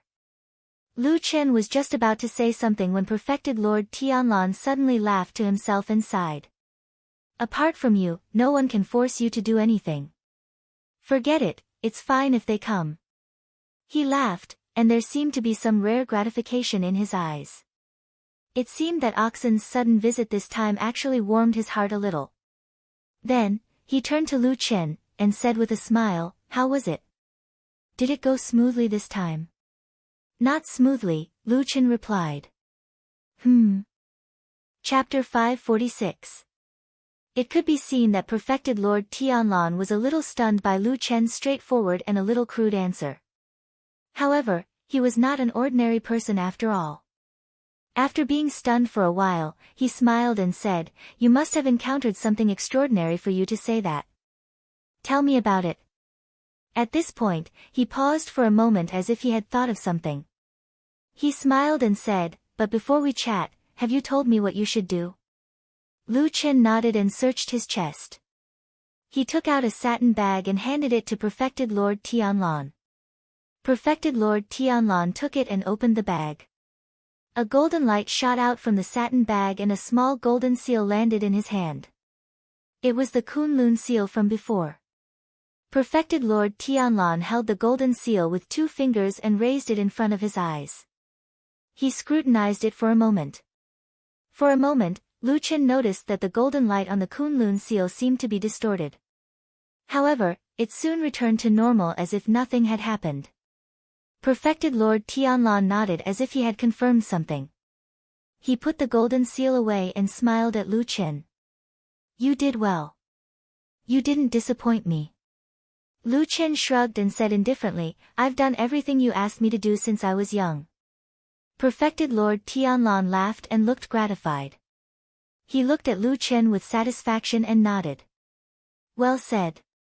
Oxen moved softly and walked to a pillar at the side of the hall. Then, it lay there as if there was no one else around and yawned, looking a little sleepy. However, both Perfected Lord Tianlan and Lu Chen did not care about Oxen's actions. Oxen had been with them for a long time and its status had always been very special. "Alright, tell me, what kind of trouble did you encounter along the way that made you feel that it was a little tricky?" Perfected Lord Tianlan said. "On the way back, I encountered a person who attacked me. His cultivation was very high and he was probably a perfected one who had cultivated to the Yuanying realm." Lu Chen did not beat around the bush and directly pointed out the main point to Perfected Lord Tianlan. As expected, even though Perfected Lord Tianlan's cultivation was unfathomable, his face darkened and he became somewhat serious after hearing the news. Lu Chen recounted the sneak attack that he encountered from the beginning to the end in simple words. There was almost no superfluous words and he did not exaggerate the enemy or himself. What he said was basically the truth of that night and presented it to Perfected Lord Tianlan. After listening, Perfected Lord Tianlan did not immediately make a judgment. Instead, he pondered for a while and walked a few rounds in the hall with his hands behind his back. He then raised his head and asked Lu Chen, "When he fought you, did you recognize any clues from his sword techniques or Dao skills?" Lu Chen shook his head straightforwardly and said, "I couldn't tell. That person must have hidden his identity on purpose, but..." He paused and frowned. Perfected Lord Tianlan immediately sensed it and asked, "But what?" Lu Chen glanced at him. After a moment of hesitation, he said, "When he ambushed me, I think I heard him yell something like, 'Hand over the sect master's keepsake.'" Perfected Lord Tianlan was stunned and frowned. "Sect leader's token?" Lu Chen nodded. "Yes, that's what he said. However, I was indeed puzzled at that time because I've never had anything on me that was the sect leader's token." Perfected Lord Tianlan was speechless. He closed his eyes and pondered for a while before saying slowly, "No, I do have it." Then, he pressed his hand on his chest and pointed at Lu Chen. "The Kunlun seal that I gave you is actually the sect leader's token." The atmosphere in the Kunlun hall seemed to be a little cold. No one spoke for a long time. Oxen, who was in a distance, seemed to sense something in its sleepy state and looked over with sleepy eyes. Perhaps it was because it was lazy by nature, or perhaps it had been used to this scene for many years, but it did not seem surprised or worried. Instead, it opened its mouth and yawned, then closed its eyes again. Not long after, a faint snore could be heard. This time, it really fell asleep. In the hall, Lu Chen's expression was neither ugly nor angry, but he did not smile either. After a moment of silence, he said to Perfected Lord Tianlan, "You should have told me about this earlier." Perfected Lord Tianlan nodded and said, "Perhaps, but I really don't want to tell you about the origin of this thing." Slightly surprised, Lu Chen asked, "Why?" Perfected Lord Tianlan smiled and said, "Actually, you can more or less guess in your heart, right? Because this Kunlun seal is the token of the perfected master of our Kunlun party. It has been passed down since ancient times." Lu Chen did not say anything. After a while, he shook his head and smiled bitterly. The token of the perfected master of the Kunlun party. From this description, apart from knowing the origin of the Kunlun seal, there was actually another meaning, which was that this thing represented the perfected master of the Kunlun party. If there were no accidents, the Kunlun seal should be with the current perfected master of the Kunlun party. However, the current situation was obviously not the case. The Kunlun seal was not in the hands of the current perfected master Qian Deng of the Kunlun party. Instead, it had always been in the hands of perfected Lord Tianlan. Moreover, when perfected Lord Tianlan gave this token of the perfected master to Lu Chen to take back to the Kunlun mountain to work, he actually did not tell him to return the Kunlun seal to Qian Deng. The meaning of this was quite interesting. At this moment, Lu Chen was thinking about the word agent that had been with him for 3 years before the title of perfected master Qian Deng. And it seemed that it would be very difficult to get rid of it. He was silent for a long time. Then, he raised his head and looked at perfected Lord Tianlan, saying, "Is there any inside information that I must know now?" Perfected Lord Tianlan thought for a while and said, "No. Perhaps I will talk to you in detail again after a period of time." "Okay." Lu Chen agreed without hesitation. It seemed that he was not interested in the twists and turns in this matter. He kept a respectful distance and said, "In that case, I will leave first." "Wait." Perfected Lord Tianlan stopped him and said, "No matter what, you were attacked. I won't let this matter rest. I'll investigate further." Lu Chen glanced at him and seemed to be a little hesitant. Finally, he said, "Do you think it was Qian Deng?" "I think it was most likely him." Perfected Lord Tianlan said straightforwardly, "There are some secrets hidden in the Kunlun seal. For many years, only a few people in the Kunlun party know about it. Therefore, it is not very famous in the sect. In fact, there are only a few people who have ulterior motives about it and know something about it." Lu Chen nodded and did not say anything. He turned around and walked to the door. However, when he was about to step over the threshold, he suddenly turned back and said to perfected Lord Tianlan, "I just find it a little strange. Since he is so suspicious of this matter, why did he shout, 'Sect leader's token,' when he attacked me?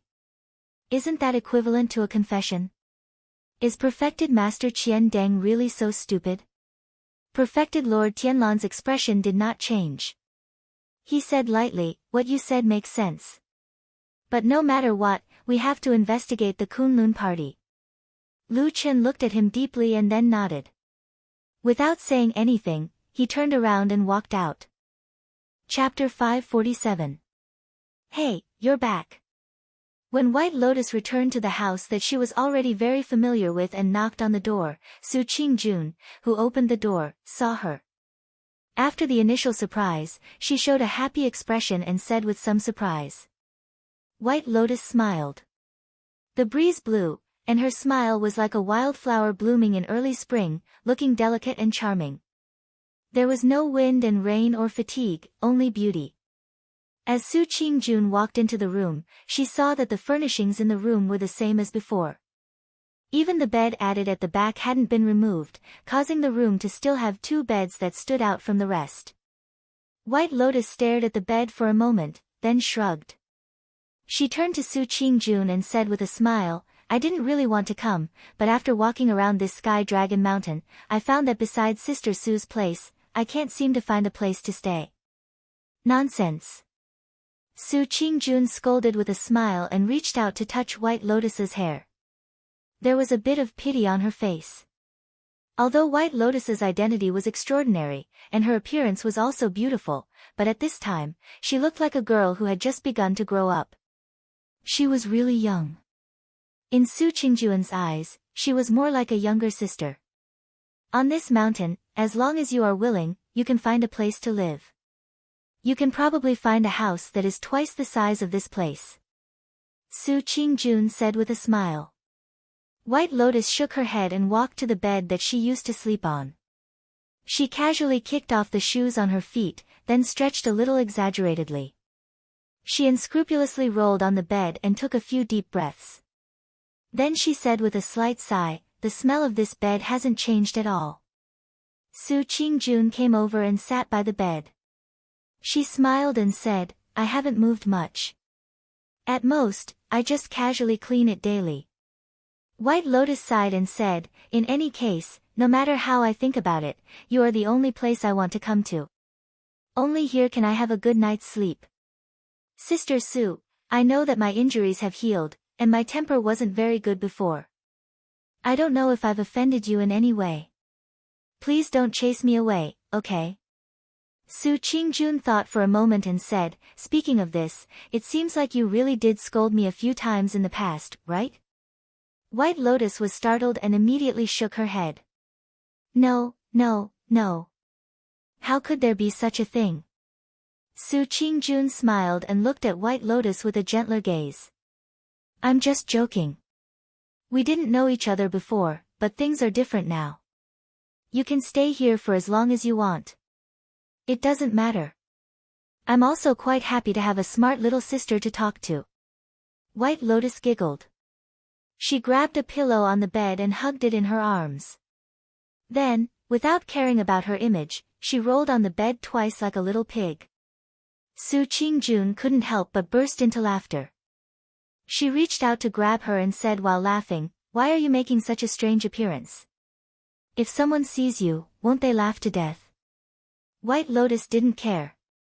Perhaps she suddenly temporarily put down the heavy burden in her heart. For a moment, she was a little indulgent. She laughed and played around, filling the room with soft laughter. After a while, she stopped, but she and Su Qingjun's hair and clothes were already a little messy. It was also the first time that Su Qingjun saw this abrupt and childish side of White Lotus. She smiled and glared at her. Then, she stood up and turned around to tidy up her clothes and hair. White Lotus was still lying on the bed. She looked at Su Qingjun's back and suddenly said, Sister Su, why don't you ask me where I've been these days and what I've been doing? Su Qingjun didn't look back. It seemed that she didn't care about it. She said, if you want to say it, you can say it to me. If you don't want to say it, it doesn't matter. White Lotus thought for a while. There seemed to be a strange light flashing in her eyes. Looking at Su Qingjun's back, she paused and said, I want to say it to you. Well, where have you been these days? Su Qingjun patted her sleeves and straightened her skirt. Her tone was very calm. White Lotus said, I went back to Kunlun Mountain. Su Qingjun's body paused. She seemed to be a little surprised. She said, it's not a short journey. No wonder you've been gone for so long. White Lotus looked at her and said, also, I went with Lu Chen. Su Qingjun's hand movement suddenly stopped. After a moment, she turned around with a surprised expression. She said, no way. Didn't Lu Chen say that he was in closed-door training in Kunlun Palace? He lied. White Lotus said straightforwardly, this man has always liked to lie and deceive people. Only perfected Lord Tianlan was left in the grand and spacious Kunlun Palace. Well, on the other side of the palace, under a big pillar, was the oxen. Although perfected Lord Tianlan was much stronger than ordinary people, and although the oxen was also a rare exotic beast with a strong body, they still looked small in such a majestic building without other people as a contrast. Perfected Lord Tianlan looked up at the sky with his hands behind his back. He frowned slightly as if he had a lot on his mind. This was actually a rare expression for him at the moment. Because ordinary people would only show such an expression when they encountered some troubles or problems that were difficult to solve. However, with perfected Lord Tianlan's current strength, influence, and prestige, how many things could trouble him? Therefore, after pondering for a while, perfected Lord Tianlan let out a light breath and his expression returned to normal. After looking around, he walked towards the oxen. When he reached the oxen looked up at him. Surprisingly, it did not have much of a reaction and was still lying on the ground lazily. A smile appeared on perfected Lord Tianlan's face. He actually sat down next to the oxen casually and reached out to touch the oxen's head. He sighed and said, "I didn't think you would be willing to come here. After all, there is a foul atmosphere everywhere. You won't like it." Oxen let out a low moo. Perfected Lord Tianlan nodded and said, "I know. You've been in Kunlun Mountain since my master's time. To me, you're also half a teacher and half a friend. I didn't dare to trouble you at first, but I'm really happy that you can come here. With your help, why should I worry that I can't accomplish anything?" Perfected Lord Tianlan clapped and said with a smile. Oxen shook its big head and did not comment. Then, perfected Lord Tianlan seemed to have thought of something. He pondered for a while and said, "By the way, it's rare for you to come all the way here with Lu Chen and the rest. Help me take a look at him. Is he trustworthy?" Oxen raised its big eyes. There was a faint glimmer in its eyes, but no one could tell what it was feeling. It just looked at perfected Lord Tianlan. Perfected Lord Tianlan's expression was calm as he said indifferently, "The most difficult thing in this world is that a person's heart is unpredictable. I've been fighting against the heavens, the earth, and people all my life. I'm best at seeing through people's thoughts, but this disciple that I've personally taught is the only one that I've never been able to see through." The bald man sat beside the green ox and frowned slightly. He seemed to be slightly irritated and sighed a little emotionally. He said softly, "I still can't figure out whether he truly admires me or hates me after all these years. Can I trust him completely, or do I have to be careful?" He looked at Oxen with a hint of sincerity on his face. "Can you tell me the answer?" Oxen stared at perfected Lord Tianlan in silence. It was dead silent in the main hall of Kunlun, as if they were waiting for the arrival of a storm. Chapter 548. The atmosphere in Immortal City, or rather on Sky Dragon Mountain, was a little different from before. Lu Chen, who had returned to Immortal City, quickly noticed this, but he was not surprised. Who could remain calm when a sea of blood appeared in the sky above their heads? Not to mention that the sea of blood in the sky had appeared more than once, and each time it expanded, it had the intention of engulfing the entire sky. Although there were no other strange signs apart from the sea of blood in the sky until now, that thing certainly did not look auspicious and festive. Moreover, it did not mean that it would not exist in the future. When the sea of blood really covered the entire sky, it was hard to say what would happen. Moreover, looking at this strange scene that had not been seen for 100 years, if something really happened, it would definitely not be a small matter. A gentleman does not stand under a collapsing wall. Some smart people had already begun to slip away from Immortal City. However, Immortal City was where the headquarters of Zhengxianmeng was located. The most powerful force in the world was here, and there was no rival in the world. If they were scared away by this temporarily harmless phenomenon, then Zhengxianmeng would become a joke. Therefore, although the atmosphere on Sky Dragon Mountain was a little tense, it was still considered stable, because there were people in the dark to maintain and reprimand the people. Lu Chen was someone who had experienced the battle in the underground city of Immortal City. Of course, he could recognize that the sea of blood in the sky now seemed to have some connection with the strange blood moon in the mysterious underground city. However, regardless of what happened before or after, although there were not many people who had been to the underground city, it was not a small number either. Especially the two main halls of Fuyunji and Starry Hall, there were many people who went down. Lu Qin did not believe that other than himself, no one could see the relationship between the two. There were so many smart people in the world, and there were even more smart people in Zhengxianmeng, not to mention the few old monsters who stood at the peak of the human cultivation world. It was just that no one came out to speak from the beginning to the end. Lu Qin was puzzled. Just as he was hesitating about whether or not to investigate further, on the second day after he returned, the blood sea phenomenon in the sky disappeared. Lu Qin found old Ma, who was the most well-informed, and asked him about it. Only then did he know that the strange phenomenon in the sky would appear for a certain period of time. When it was about time, it would disappear by itself. After a while, it would suddenly appear again without warning. Every time it appeared, the sea of blood in the sky would expand a little, which made people feel uneasy. No matter what, the disappearance of the blood sea anomaly finally allowed the world to return to being clear again. The sky was clear and bright, and the world was clear, making people feel much more comfortable. If one were to say that the first appearance of the blood sea anomaly had caused them to panic, then the fact that there were no harmful consequences after a few consecutive occurrences had gradually calmed them down. Even if they were a little worried about the future, at least they were still calm at the moment. After thinking for a while, Lu Qin finally did not go to find Supreme Lord Tianlan. Although his intuition told him that this matter had something to do with the damn bald man, he also wanted to find the damn bald man, and then directly pointed to the sky and asked him, "Do you know what's going on?" However, this was the way of the world. If you wanted to stay away from something, it would often find you. It did not take long for Supreme Lord Tianlan to send someone to summon Lu Qin. He then greeted him and asked Lu Qin to accompany him to the mysterious underground city.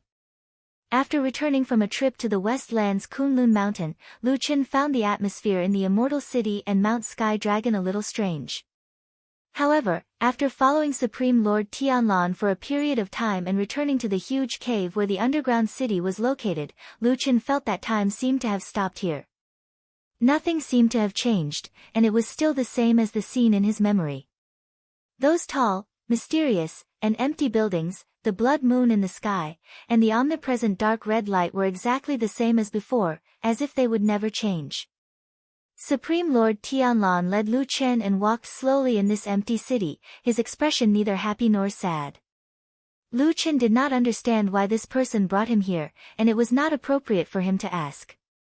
He could only follow behind Supreme Lord Tianlan, but his eyes kept scanning the surroundings. Unknowingly, they walked to the center of the city and saw the strange huge statue.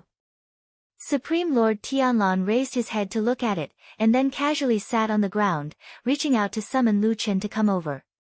Lu Qin walked to the front of Supreme Lord Tianlan and sat down. He raised his head to look up and saw the strange blood moon floating in the sky. It seemed real and illusory, emitting a blood-red light that reflected their figures in red. Supreme Lord Tianlan looked at him for a while, and then said, "I called you here because I have something important to tell you." Lu Qin nodded, guessing that his master probably had some big secret to tell him, which was why he chose this place. Perhaps it was also related to this blood moon. He lowered his voice and said softly, "Okay." Supreme Lord Tianlan said lightly, "I plan to dismantle the Immortal Alliance." Ah. To be honest, it had been a long time since Lu Qin was shocked. Perhaps he would be surprised at times, but most of the time, he could handle things calmly. Even if he encountered a life and death crisis, the steady temperament that he had honed long ago would allow him to maintain a kind of calm. However, perfected Lord Tianlan's words truly gave him a huge shock. Immortal Alliance, of course, meant Zhengxianmeng. Although it was missing a word, it was just a rough name. The meaning in Supreme Lord Tianlan's words could not be clearer. Moreover, he said it with great certainty and no hesitation. Clearly, he had made up his mind. Of course, Lu Qin was incomparably shocked not because of this sentence. There were countless people in the world who wanted to destroy the true Immortal Alliance. There were countless people who cursed them every day, but Lu Qin was too lazy to even look at them. But it was different now, because the person who spoke was Supreme Lord Tianlan. He was one of the few people in the world who could really do this. Although he himself was a deity transformation perfected cultivator of Zhengxianmeng, and it could even be said that he was the biggest beneficiary of Zhengxianmeng's system.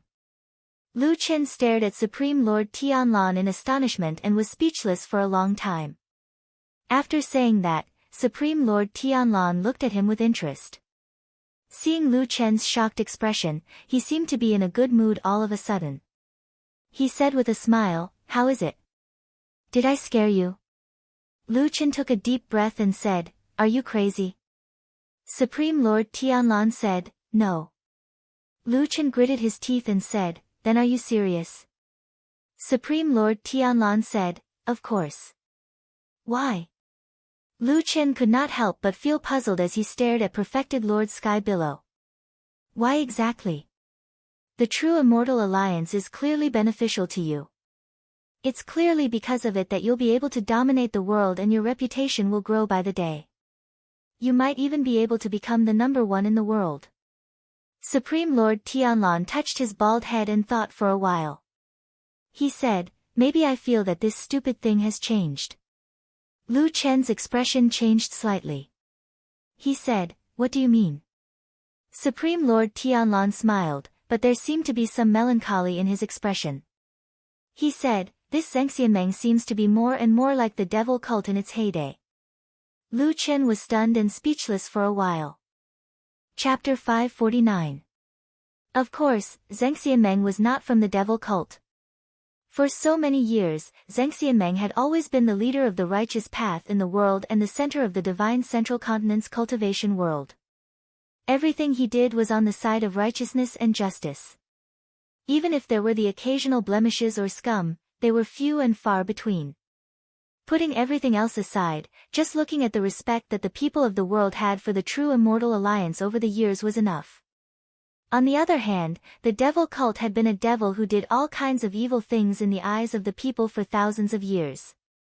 There was a world of difference between the two. However, today, Lu Qin heard such a sentence from perfected Lord Tianlan. Given perfected Lord Tianlan's status, such words would immediately cause a commotion. Even if it wasn't a heavy blow to the true immortal alliance's position as the ruler of the world, it would at least weaken it. As for perfected Lord Tianlan's own prestige, it would be a great hindrance. Perhaps this was also the reason why he said this to Lu Qin in private. Lu Qin had regained his composure by this time, but he still frowned and said to perfected Lord Tianlan, "Why did you suddenly say such a thing? Are you too free?" Logically speaking, a disciple shouldn't speak to his master in such a manner, let alone someone like perfected Lord Tianlan. However, Lu Qin was clearly different and had a special status in perfected Lord Tianlan's heart. He didn't get angry after hearing Lu Qin's words. Instead, he smiled faintly and said, "You're still too young. You don't have a broad enough perspective and you don't see enough things. Nowadays, Zhengxianmeng looks like he is unrivaled in the world and respected by the people in the secular world. It is a scene of prosperity for generations to come. But is this really a good situation?" Lu Qin was silent for a moment and said, "I naturally know some of the dirty things that the Immortal Alliance does in private, but this kind of thing is inevitable. Gold has no feet, and no man is perfect. How can he really stand this? But no matter what, Zhengxianmeng ruling the world is still much better than the devil cult, right?" Perfected Lord Tianlan shook his head with an indifferent expression. However, there seemed to be a hint of melancholy in the depths of his eyes. "You don't understand. It's just that it looks fine now. With power in hand and no external enemies restricting them, all the factions and cultivators in the Celestial Alliance changed." A sliver of mockery appeared on his face. He said, "You've rarely been to the Celestial Dragon Mountain in the past decade or so, so there are some things that you might not know. However, I've seen everything from beginning to end. From the beginning of the devil cult's decline, there were some people who had ulterior motives, but it was not obvious at that time. After the battle in the desolate valley, after we inflicted heavy losses on the devil cult and the general situation was settled, some people became arrogant and domineering. Their thoughts had long shifted to other things. Those who wanted money and those who wanted to fight for power were the only ones left. Only Fuyunji was still fighting with the devil cult. There were even many people behind them who wanted us to suffer together. Until a few days ago, when the last batch of people of the devil cult was finally wiped out, the people in the Immortal Alliance no longer had any scruples and began to do all kinds of things. I believe you have heard of those evil things. Lu Chen fell silent. After a while, he said, I have heard of those things. Although some of them are not pleasant to hear, but in the end, it is nothing more than scheming and fighting for power. He looked up at perfected Lord Tianlan with a trace of puzzlement in his eyes. He said, I thought that you are already used to these things and should not care at all. Yes, what Lu Chen found strange was this. Bullying the good, right? No, fighting and infighting, right? No, suppressing the younger generation to form a clique, right? No. These were all wrong, but it was all said on the surface. For thousands of years, who did not do this? That was human nature. There were only so many good things and power. If you did not fight for them, others would naturally come to fight for them. What's more, if there were no benefits, who would come here to work? Even Lu Chen felt that this logic was perfectly justified. Even if he encountered injustice and couldn't stand it, he would step in if he had the ability to do so. If he couldn't, he would just watch from the sidelines. Who was perfected Lord Tianlan? Why was his brain damaged? And if he really wanted to argue about it, perfected Lord Tianlan himself was not clean for so many years. Fuyunji was a typical clique fighting, and he had cultivated them into the most powerful and ferocious force in the world. There was no need to talk about fighting for power. Just look at his prestige now. And there were all kinds of other things that were simply too many to count. His words today were not aimed at anyone else, but at the damned Baldy himself, right? Looking at Lu Chen's surprised eyes, perfected Lord Tianlan seemed to know what Lu Chen was thinking at the moment. He did not look embarrassed, but just chuckled and said, You see, I was not capable in the past, so I could only use this to rise. But now it's different. Lu Chen was speechless for a moment. He could not help but look at perfected Lord Tianlan a few more times. The damn Baldy looked normal and did not look like he had gone mad. But thinking about it, it was impossible for this person to go mad. Sometimes, Lu Chen even felt that even if he went mad, this guy would probably always be high and mighty like a god. However, at this point, Lu Chen could tell that perfected Lord Tianlan's words did not seem to be joking. After letting out a sigh, Lu Chen felt a sense of helplessness at not being able to see through the person in front of him. He said, Forget it. Can you give me a clear answer? What do you want? After pausing for a moment, he added, But I still feel that you're thinking too much. The Immortal Alliance is different from the Fiend cult. Perfected Lord Tianlan said indifferently, The rise and fall of power is a cycle. There's nothing new about it. When the Fiend cult rose back then, it was also with the thought of clearing the universe and benefiting the people. But now, it has still committed countless evil deeds. The chaos that Zhengxianmeng is in right now is very much like when the Fiend cult first rose. In that case, instead of letting the Immortal Alliance fall and harm the people in the world in the future, I might as well. Hey! Lu Chen suddenly interrupted him and called out. Perfected Lord Tianlan looked up at Lu Chen. Lu Chen looked at him with a solemn expression and deep gaze. After a while, he said slowly, I want to ask you something. Go ahead. Lu Chen took a deep breath. The blood moon in the sky shone down, making both his and perfected Lord Tianlan's faces look dark red and hideous. He looked at perfected Lord Tianlan's eyes, which were slightly red because of the blood moon, and said in a low voice, From what you said just now, you seem to think that you can make a decision for all the people in the world and choose a better path for them, right? Perfected Lord Tianlan nodded without hesitation. Of course. He said with a sneer, there are billions of living beings in the world and many cultivators are mediocre and short-sighted. They are like ants who do not know the height of the world and do not know the stars. The creation of the world naturally needs someone to guide it. Lu Chen's expression seemed to turn ugly as he asked in a low voice, "You're that person? Who else but me? But what you said just now, didn't you want the lives of the people in the world too? The lives that they will live?" Perfected Lord Tianlan said it on behalf of Lu Chen. His tone was firm and his expression was relaxed. The life that I choose for them is the best. Chapter 550. Amidst the blood-colored light, Lu Chen gradually walked away. Looking at the back of the young man, Perfected Lord Tianlan's expression was calm. His eyes flickered slightly, but no one knew what he was thinking. From here to the end of the long street, Lu Chen walked all the way, but he did not look back even once. Did he have a guilty conscience, or did he completely trust Perfected Lord Tianlan and never had any doubts? When Lu Chen's back completely disappeared, Perfected Lord Tianlan slowly retracted his gaze. At this moment, he was the only one left in the huge mysterious underground city. Everything was silent, except for the strange red light above his head that was floating and sprinkling down. His figure looked a little lonely.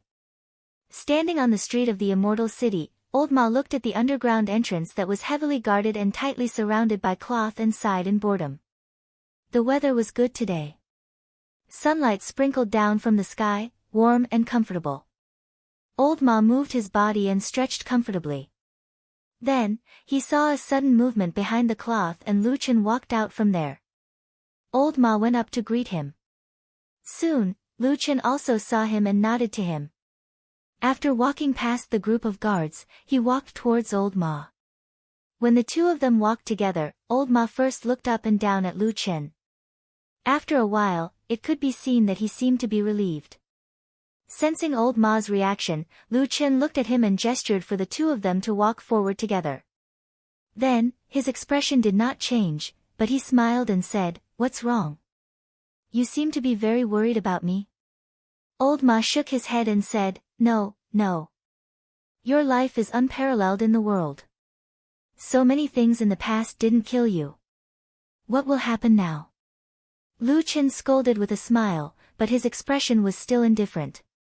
Except for Old Ma, other people probably thought that he was just talking about something irrelevant. However, after taking a few more steps forward, Lu Chen changed the topic and started to ask Old Ma about the changes in Fuyunji during the time he left the immortal city. It's not a big change. It's nothing more than some meritorious rewards. After all, everyone has been working hard in the past few days and almost uprooted the devil cult. That's right, didn't we capture the other leader of the demon sect, the West Continent Hall Master Fan Tui? These days they have been detained in Fuyunji, the interrogation should be almost done and they are ready to deal with the remaining evildoers of the devil cult. Lu Chen's footsteps paused slightly. After a moment of silence, he asked, "You still haven't made your move?" Old Ma spread his hands and said, "The foundation of the devil cult in the immortal city has basically been destroyed by us.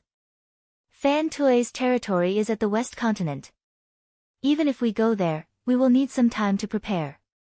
Furthermore, the overall situation is set. The remaining demons are not worth mentioning. We can just send some people over." Lu Chen snorted and said, "I remember that Fuyunji treated such things as the most important thing in the past. No matter where the remaining evildoers of the devil cult were, we would deal with them immediately and rush over as fast as we could." Old Ma smiled and said, "Things are different now." Lu Chen nodded and did not say anything else. He continued walking forward. Old Ma walked beside him and told him some of the recent movements of the other halls in Zhengxianmeng along the way. It sounded very calm and was completely the same as usual. There were almost no changes. However, as he listened, Lu Chen's frown became tighter and tighter. When Old Ma was almost done and he stopped to take a breath, Lu Chen suddenly asked, "That's all?" Old Ma thought for a moment and said, "That's about it. Of course, there are some other things, but they are all small matters and not important." Lu Chen looked up at the clear sky and frowned. Old Ma looked at him and said, "What's wrong?" Is there something wrong? Lu Qin said, you also saw the blood sea vision in the sky, right? Old Ma nodded. Lu Qin sneered and said, this vision doesn't seem to be a good omen. Even so many ordinary practitioners in the city escaped. There are so many talents and halls on Mount Tianlong, but in the end, they didn't see it. Old Ma fell silent and did not speak for a long time. Lu Qin pondered for a while, but shook his head and smiled bitterly. I'm afraid there are too many smart people in this world. Immortal City was the largest city in the world. It was the location of the headquarters of Zhengxianmeng and also the center of the cultivation world in the vast land of the Shenzhou continent. This city was unimaginably large, and there were countless people living in it. In this city, there was no doubt that Zhengxianmeng's forces were the largest and most powerful, and Fuyunji's hall was even more outstanding. But even if it was Zhengxianmeng and Fuyunji, they also had dark corners that they could not see. In this city, there were also many other small forces. They huddled together to survive. Of course, they did not dare to fight against a behemoth like Zhengxianmeng. If they did that kind of brainless thing, they would be smashed to pieces. However, no matter what, it was impossible for one person to eat all the good things in the world, even if it was as strong as the Fuyunji under the rule of figures like Zhengxianmeng and Lord Tianlan. Therefore, there were many such small forces, and they also lived well in Immortal City. Even Zhengxianmeng turned a blind eye to them. Far away from the White Tiger district where there were many incidents during this period of time, in a secluded tavern in the Black Tortoise district of Immortal City, at this moment, there was a young and handsome man sitting alone drinking. He was the only one in the entire tavern. It seemed that business was bleak. No one knew how it had been maintained all these years, or perhaps customers would only come at other times. This man was He. He poured and drank by himself. The speed at which he drank was neither too fast nor too slow. After a while, when he had probably drunk half a pot of wine, the curtain at the back door of the tavern was lifted by someone. It was the tavern owner, a skinny old man, who walked out. The tavern assistant, who was originally standing by the counter with a strange expression and staring at He, came up to him. The tavern owner gave him a few instructions in a low voice with a faint expression. The assistant replied with an, "Oh," then moved a stool to the entrance of the tavern and sat down directly, as if he was guarding the door. The tavern owner then walked to He's side and smiled at him. The smile seemed to be insincere and not warm. Instead, it was rather sinister. He said, "Sir, please follow me." He glanced at him. For some reason, an inexplicable struggle flashed through the depths of his eyes. However, very soon, his expression calmed down again. He nodded slowly, stood up, and followed the tavern owner into the back of the tavern that was hung with curtains. In front of them was a long and narrow passage, and then they saw the tavern's kitchen. It seemed a little dirty, but the two of them did not care. The tavern owner directly walked to a cupboard where bowls and chopsticks were placed. He forcefully moved the cupboard away, and a secret door that was only half the height of a person was revealed on the wall behind the cupboard. The tavern owner pushed the door open, then turned back to look at He. He frowned and looked at him somewhat unhappily. The tavern owner shrugged and said indifferently, "The person you're looking for is waiting for you over there.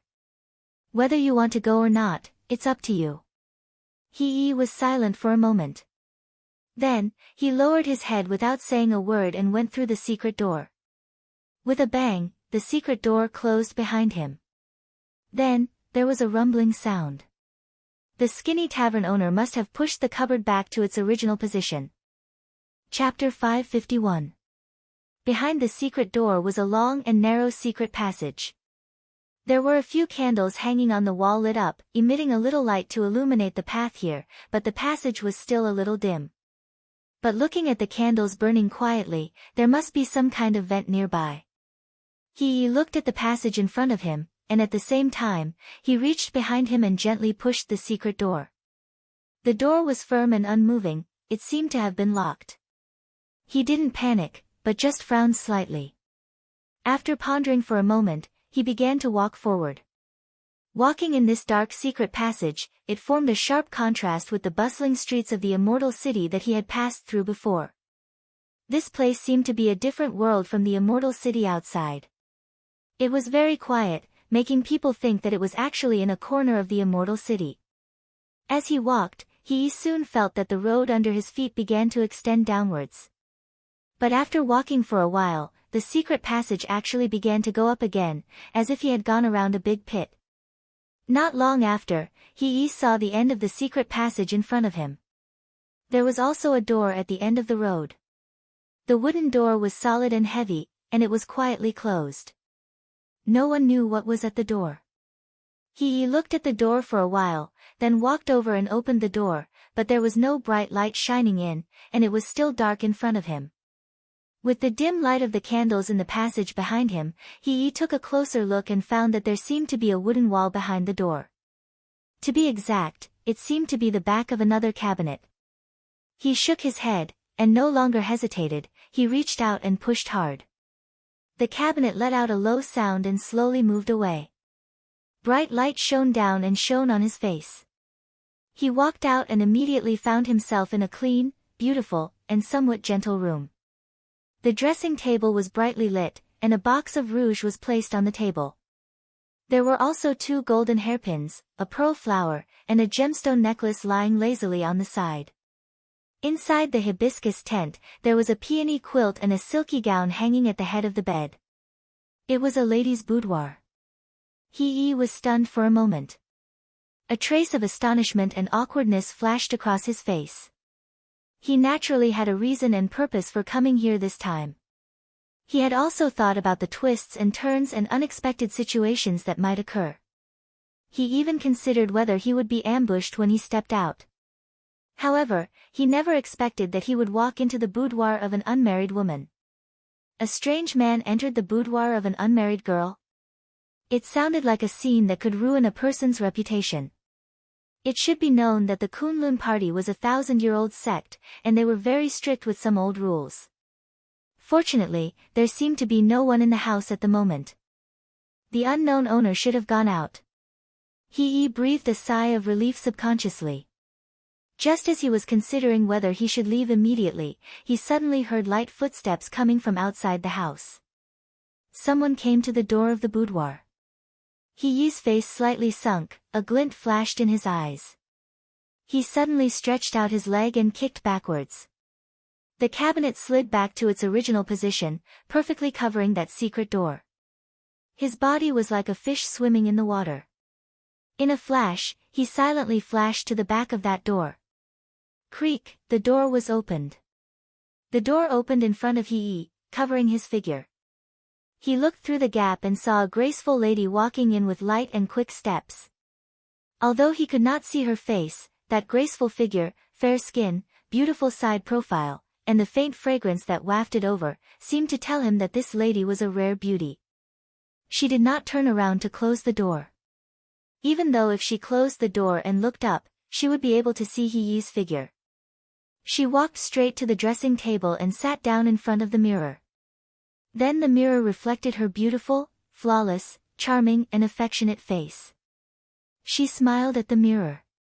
At that moment, the whole room seemed to brighten up a bit. Then she picked up a golden hairpin on the table and inserted it into her hair. At the same time, she said, "Hello, my surname is Song, my name is Song Wenji." He took a deep breath, then walked out from behind the door. He looked at the lady's back from behind, then nodded, bowed, and said expressionlessly, "I am He."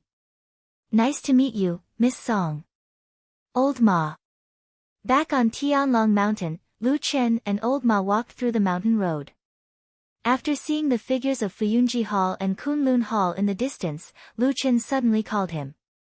Old Ma looked back at him and said, "What's wrong?" Lu Chen thought for a moment and said, "Do you think there is anyone in this world who is always right? Whether it is the way they do things, or what they say, or what they think about anything, they are always right."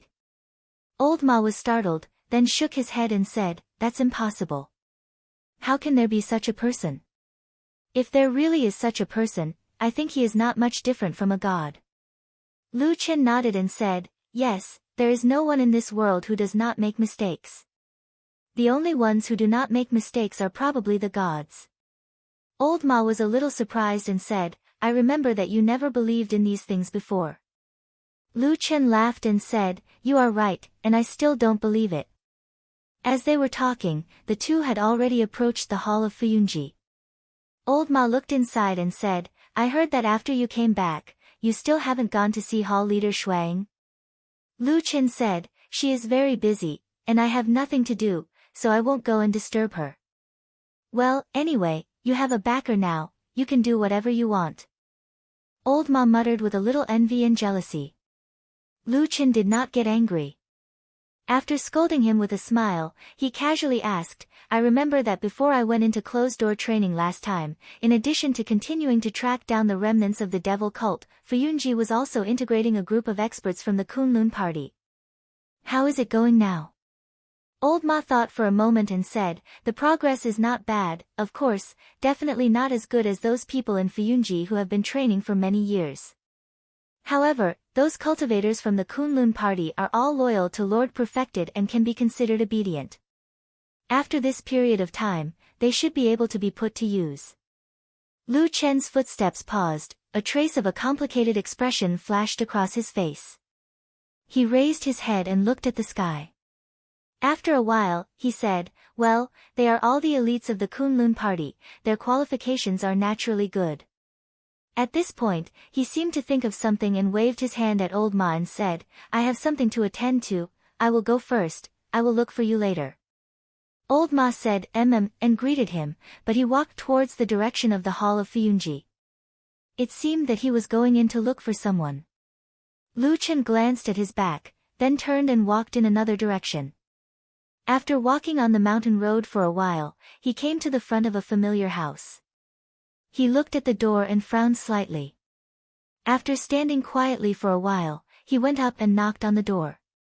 Knock knock, knock knock, junior sister. Sue, are you there? Chapter 552. Most people wouldn't change the way they addressed someone. For example, common relatives, the father was the father, the mother was the mother, and the brothers and sisters would only address each other once in a lifetime. It was impossible to call someone big brother today and little brother tomorrow. This was common sense. After Lu Chen knocked on the door and called out, he felt a little strange and awkward.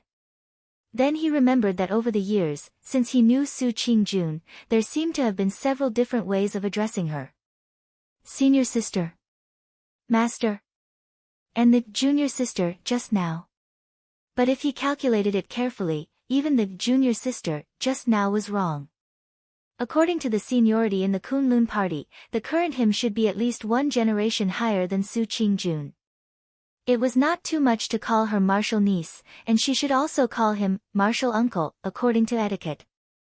It was just that after Su Qingjun came to Mount Tianlong and they met again after a few years, they seemed to have forgotten this point. There was movement in the room. It seemed that someone was whispering something, and then the sound of footsteps came to the door. After a while, the door was opened. Su Qingjuan's slender and beautiful figure appeared behind the door. She looked at Lu Chen, nodded to him, and said, "You're here." Lu Chen smiled and was about to speak, but he suddenly saw another petite figure poking her head out from behind Su Qingjun. It was White Lotus.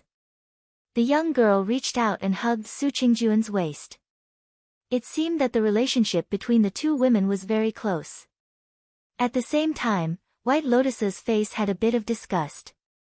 She glared at Lu Chen, and then said to Su Qingjun, "Sister Su, don't forget what I said to you." Lu Chen was stunned for a moment. He subconsciously felt that there was something in White Lotus's words, and it was most likely not something good. He couldn't help but look at Su Qingjun. He saw that Su Qingjuan's face was stunned for a moment, and then she shook her head helplessly, as if she was helpless. However, when Su Qingjun noticed that Lu Chen was looking at her with a puzzled look, she quickly put away her helpless expression.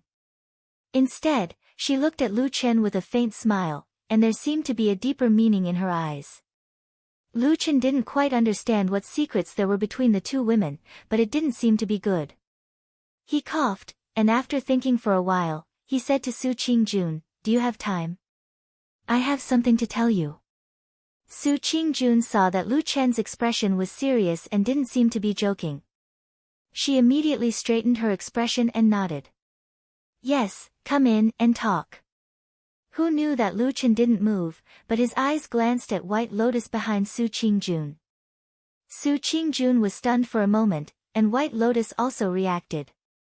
She immediately became angry and said angrily, "What do you mean?" Lu Chen smiled and said, it's nothing, don't think too much." As he said, he turned to Su Qingjun and said, "Today's weather is good, and there are a few beautiful places in the back mountain. I think you haven't been there since you came here. I will take you there for a walk, and we can chat on the way." White Lotus was so angry that she gritted her teeth. This still told people not to think too much. She was about to open her mouth to mock, but Su Qingjun looked at Lu Chen from the side. After hesitating for a moment, she nodded and said, "All right." White Lotus snorted and grabbed Su Qingjun's wrist. She said in a low voice, "Sister Su, don't be fooled by him again." Lu Chen raised his eyebrows and stared at White Lotus. What did she mean by being fooled by him? She even added the word again. Su Qingjun looked at White Lotus and her expression softened. She touched her head lovingly and smiled. But she still stepped out of the room and said to Lu Chen, "Let's go." Lu Chen nodded and walked side by side with her. Behind them, White Lotus looked at the back of the two. She only felt that this man and woman were actually quite compatible. She couldn't help but be somewhat stunned. But then she snorted and indignantly walked back into the room, slamming the door shut. Lu Chen and Su Qingjun both heard the angry slamming of the door behind them. They looked at each other. There was no strange expression on their faces. Only Su Qingjun smiled slightly apologetically. Along the way, there were fewer pedestrians on the road. The ancient trees gradually increased. In the surrounding forest, there were gradually quiet bird cries, chirping, lively and happy, adding some vitality to the forest. From home to here, along the way, Su Qingjun didn't speak. Lu Chen couldn't help but look at the woman beside him. His gaze was deep, as if there were many hidden meanings. Su Qingjun seemed to feel something. She also turned to look at him and said, "What is it?" Lu Chen smiled and said, "It seems like I haven't been alone with you like this for a long time." Hearing this, Su Qingjun was startled at first, and then there was a moment of confusion.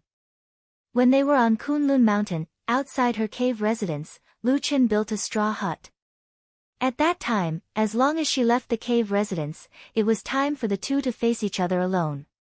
Looking back on those days that they spent together, it seemed like a very, very long time had passed. Those days and those memories seemed to be very ordinary. But for them, those peaceful days seemed like they could never find them again. She didn't speak for a while.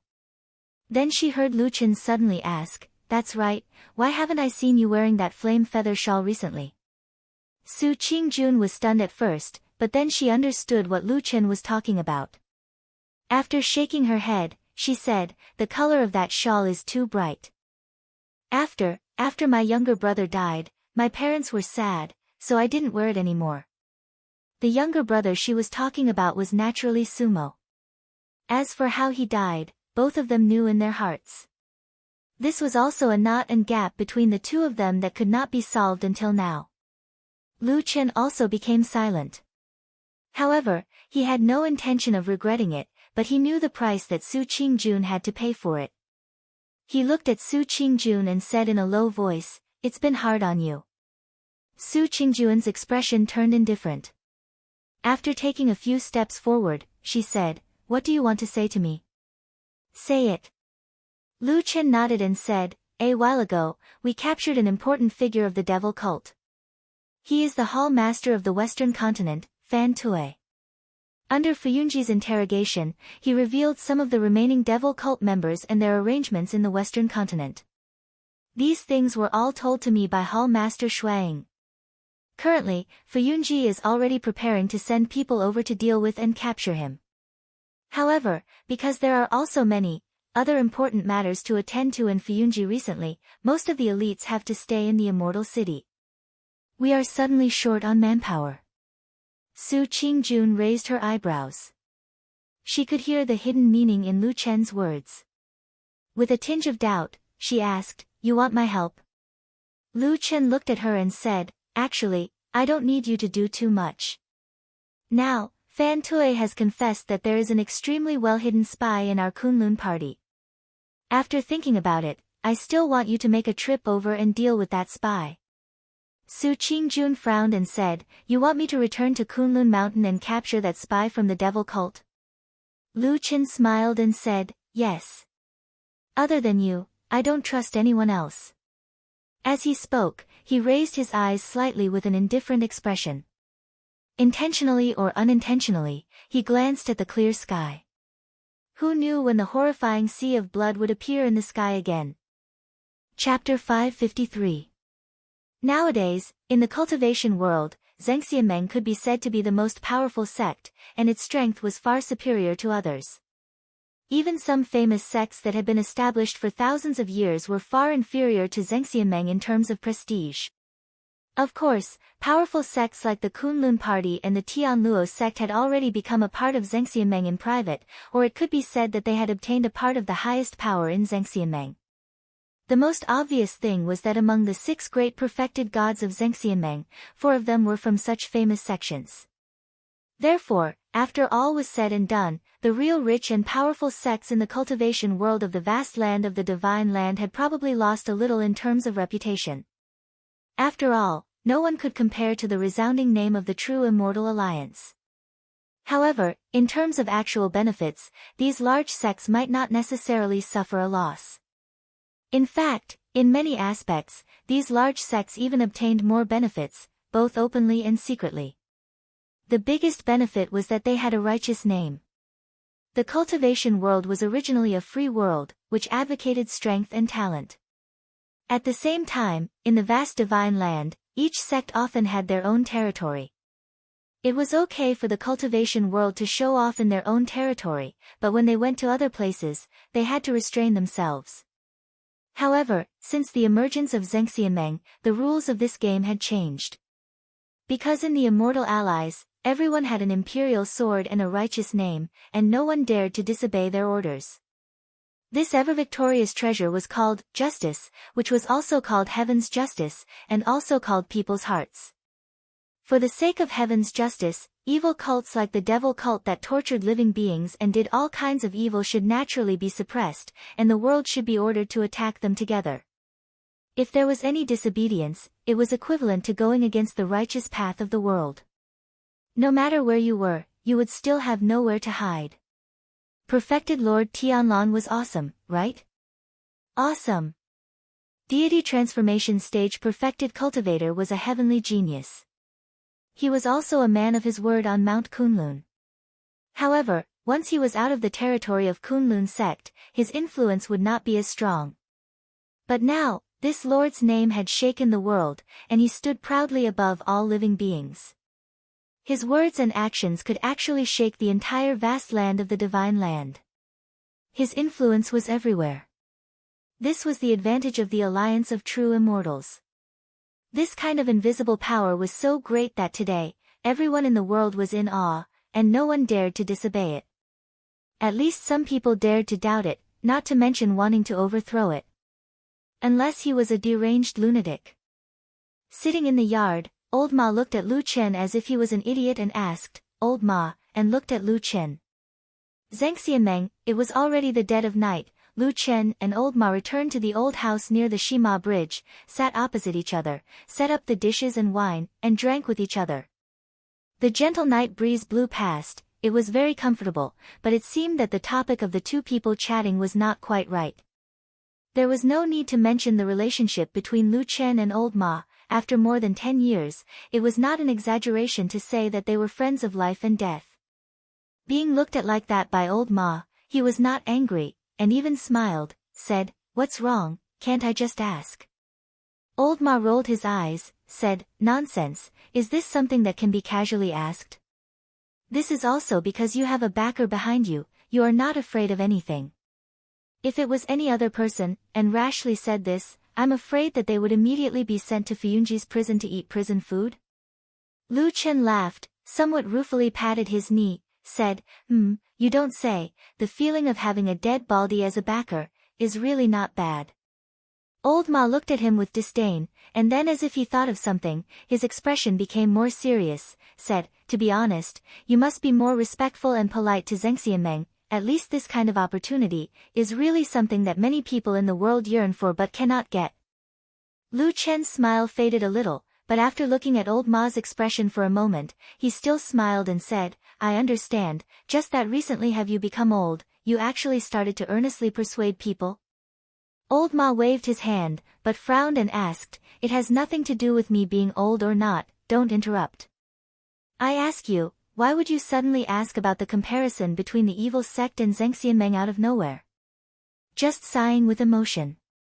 Probably because it was late at night, Lu Chen looked a little tired, faintly said, to be honest, of course I know that the evil sect has done all kinds of evil, they are the worst one, or else I would not have spent more than 10 years fighting with them until now.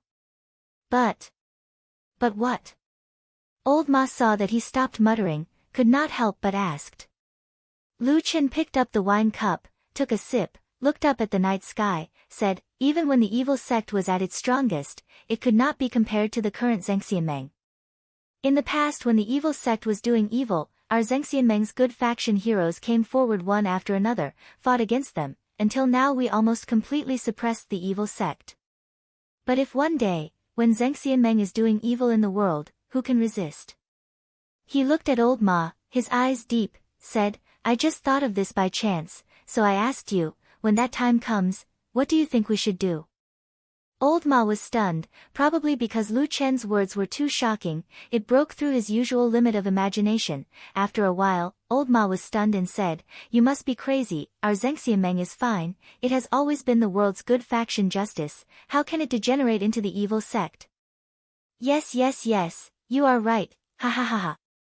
Lu Chen laughed, poured wine for him and himself, smiled and said, on this point, of course I think the same as you, that kind of thing is probably impossible. But occasionally I think, what if Zheng Xianmeng becomes evil, then what should we do, do you think there is a way? Old Ma touched his chin with his hand, clicked his tongue, frowned, thought for a moment, and said, well, you don't say, although this idea is absurd, if the Immortal Alliance really becomes evil, it seems that there is really nothing in the world that can resist and restrain it. Speaking of this, old Ma paused, then shook his head and said, but you don't have to worry about this, first, it is impossible, second, when the car comes to the mountain, there will be a way, maybe by then there will be some peerless heroes born, the times make the heroes. Lu Chen looked at him with a faint smile, old Ma was a little scared by his stare, said, why are you looking at me like this? Lu Chen said, so, when the Immortal Alliance really becomes evil, you will put your hope on the illusory hero? Old Ma sighed and said, other than that, what else can I do? Now that the Immortal Alliance is so strong, and has suppressed the devil cult, it is invincible, anyone or sect, in front of the Immortal Alliance, is just like an ant, no one has that ability. Lu Chen was silent for a long time, then looked up at the starry sky, looked at the stars. For many years, he had risked his life in the battle with the devil sect. He had always thought that the devil sect demons were all madmen. However, at this moment, he thought about how the true Immortal Alliance behind him had unknowingly become such a huge and terrifying monster.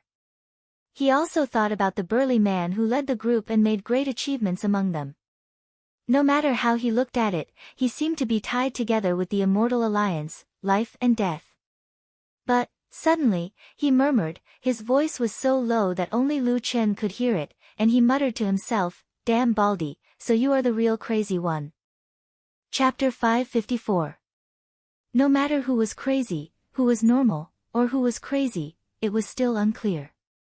In today's world, with perfected Lord Tianlan's fame and power, except for those perfected monarchs who were on par with him in the deification realm, almost everyone else had to look up to this giant, even perfected Yuanying who could be called an overlord.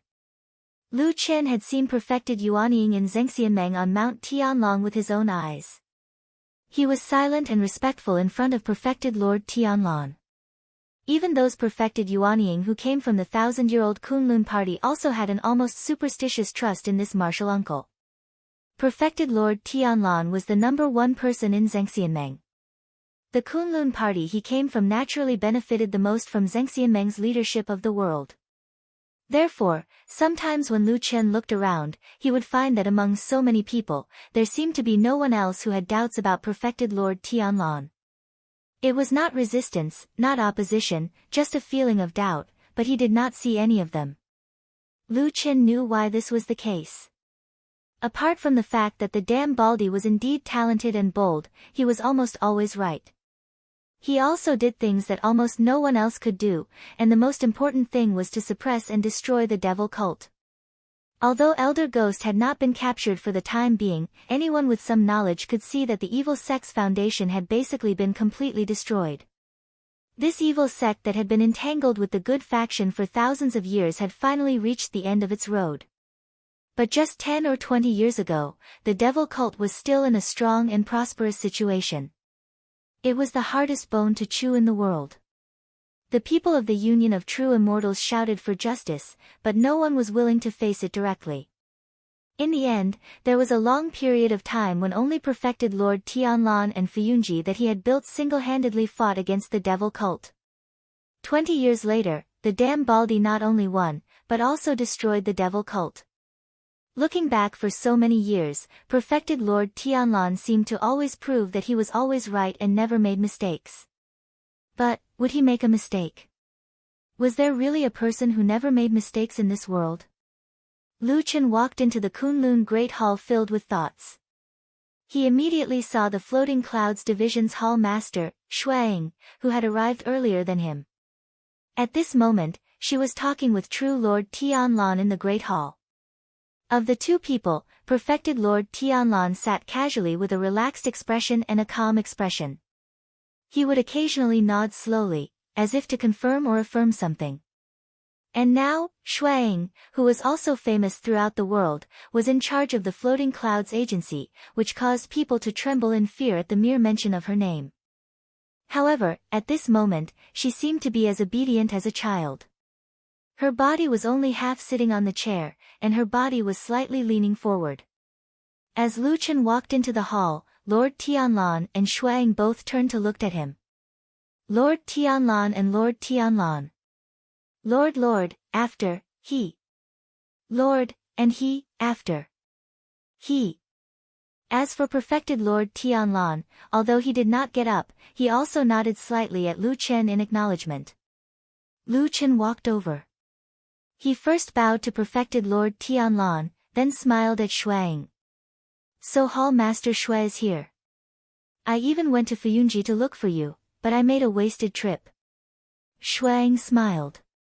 I just happened to have something to report to Lord Perfected Lord, so I came here early in the morning. Is there something urgent, Junior Brother Lu? When Lu Chen heard Shuang call him Junior Brother Lu, he could not help but feel a little funny. Actually, when Shuang was not familiar with him, she had called him Young Master Lu. After he was officially accepted as a disciple by perfected Lord Tianlan, Shuang wanted to call him Young Master. However, this was rejected by both Lu Chen and perfected Lord Tianlan. After struggling for a while, Shuang decided to call him Junior Brother. It was close and useful. She had been working under perfected Lord Tianlan for many years and had always been his closest confidant. It was not too much for her to call him that. Lu Chen walked closer and said with a smile, "It's nothing urgent. I just want to ask about the remnants of the devil cult in the Western continent. There's no hurry. If you have something to say, you can tell Master first." Shuang nodded. However, she did not speak directly. Instead, she turned to look at perfected Lord Tianlan. There was a hint of inquiry in her eyes. Perfected Lord Tianlan said indifferently, "Speak. Lu Chen is not an outsider. There's no harm in letting him know." Shuang nodded. Lu Chen sat down on the seat next to her.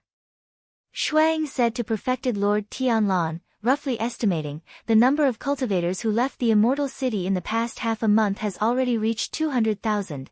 Lu Chen's expression changed slightly. He did not expect that the first sentence he heard would be this. Furthermore, this number was much more than he had expected. It seemed that there were still many smart people who sought advantages and avoided disadvantages in this world. However, perfected Lord Tianlan did not seem to care at all. He only nodded slightly. He was too lazy to even change the expression on his face. Although he did not care, there were some things that Shuang had to ask. At that moment, she asked softly but cautiously, "My lord, there are indeed many people who have left. Furthermore, according to the reports from my spies, there are still many people who are preparing to leave or are about to leave. This number has even exceeded the previous number. Do you think we should do something?"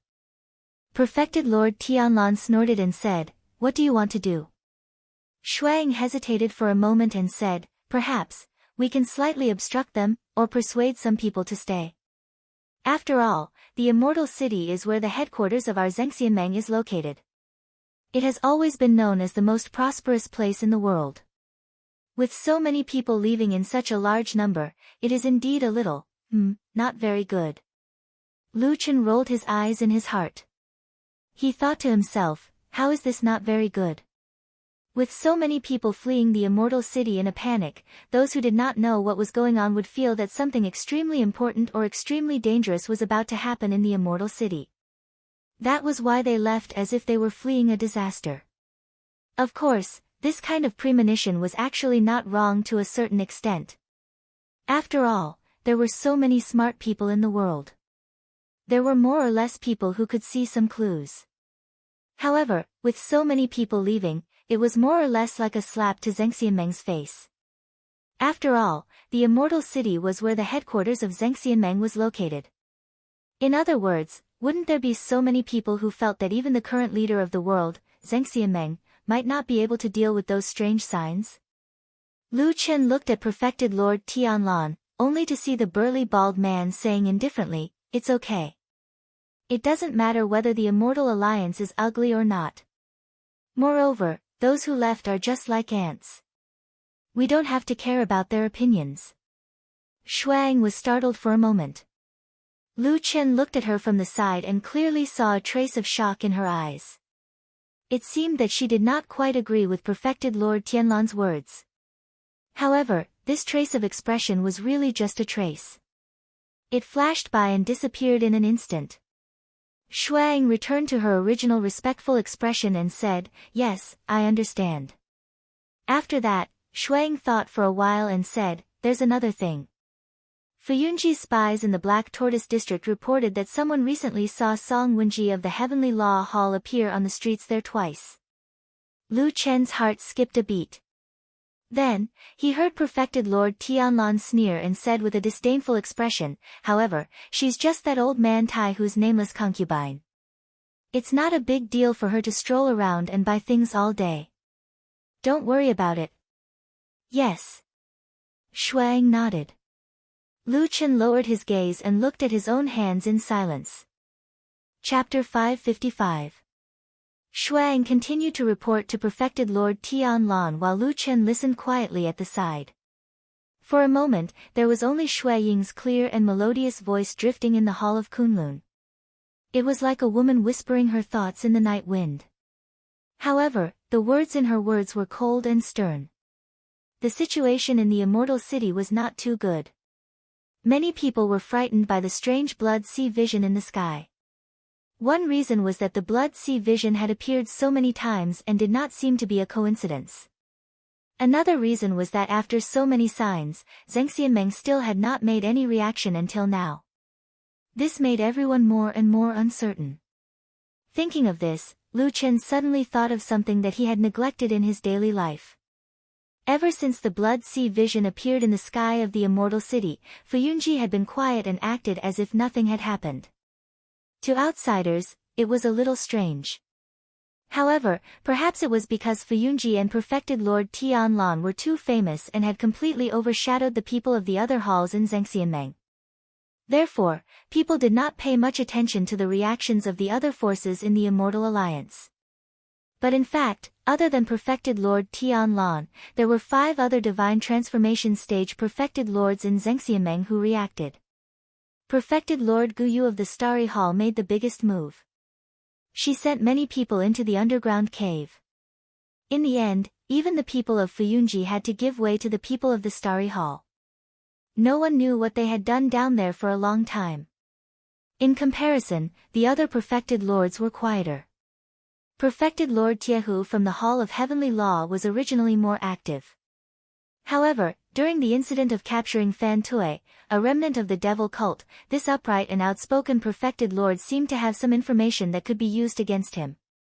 Hence, he immediately became well-behaved.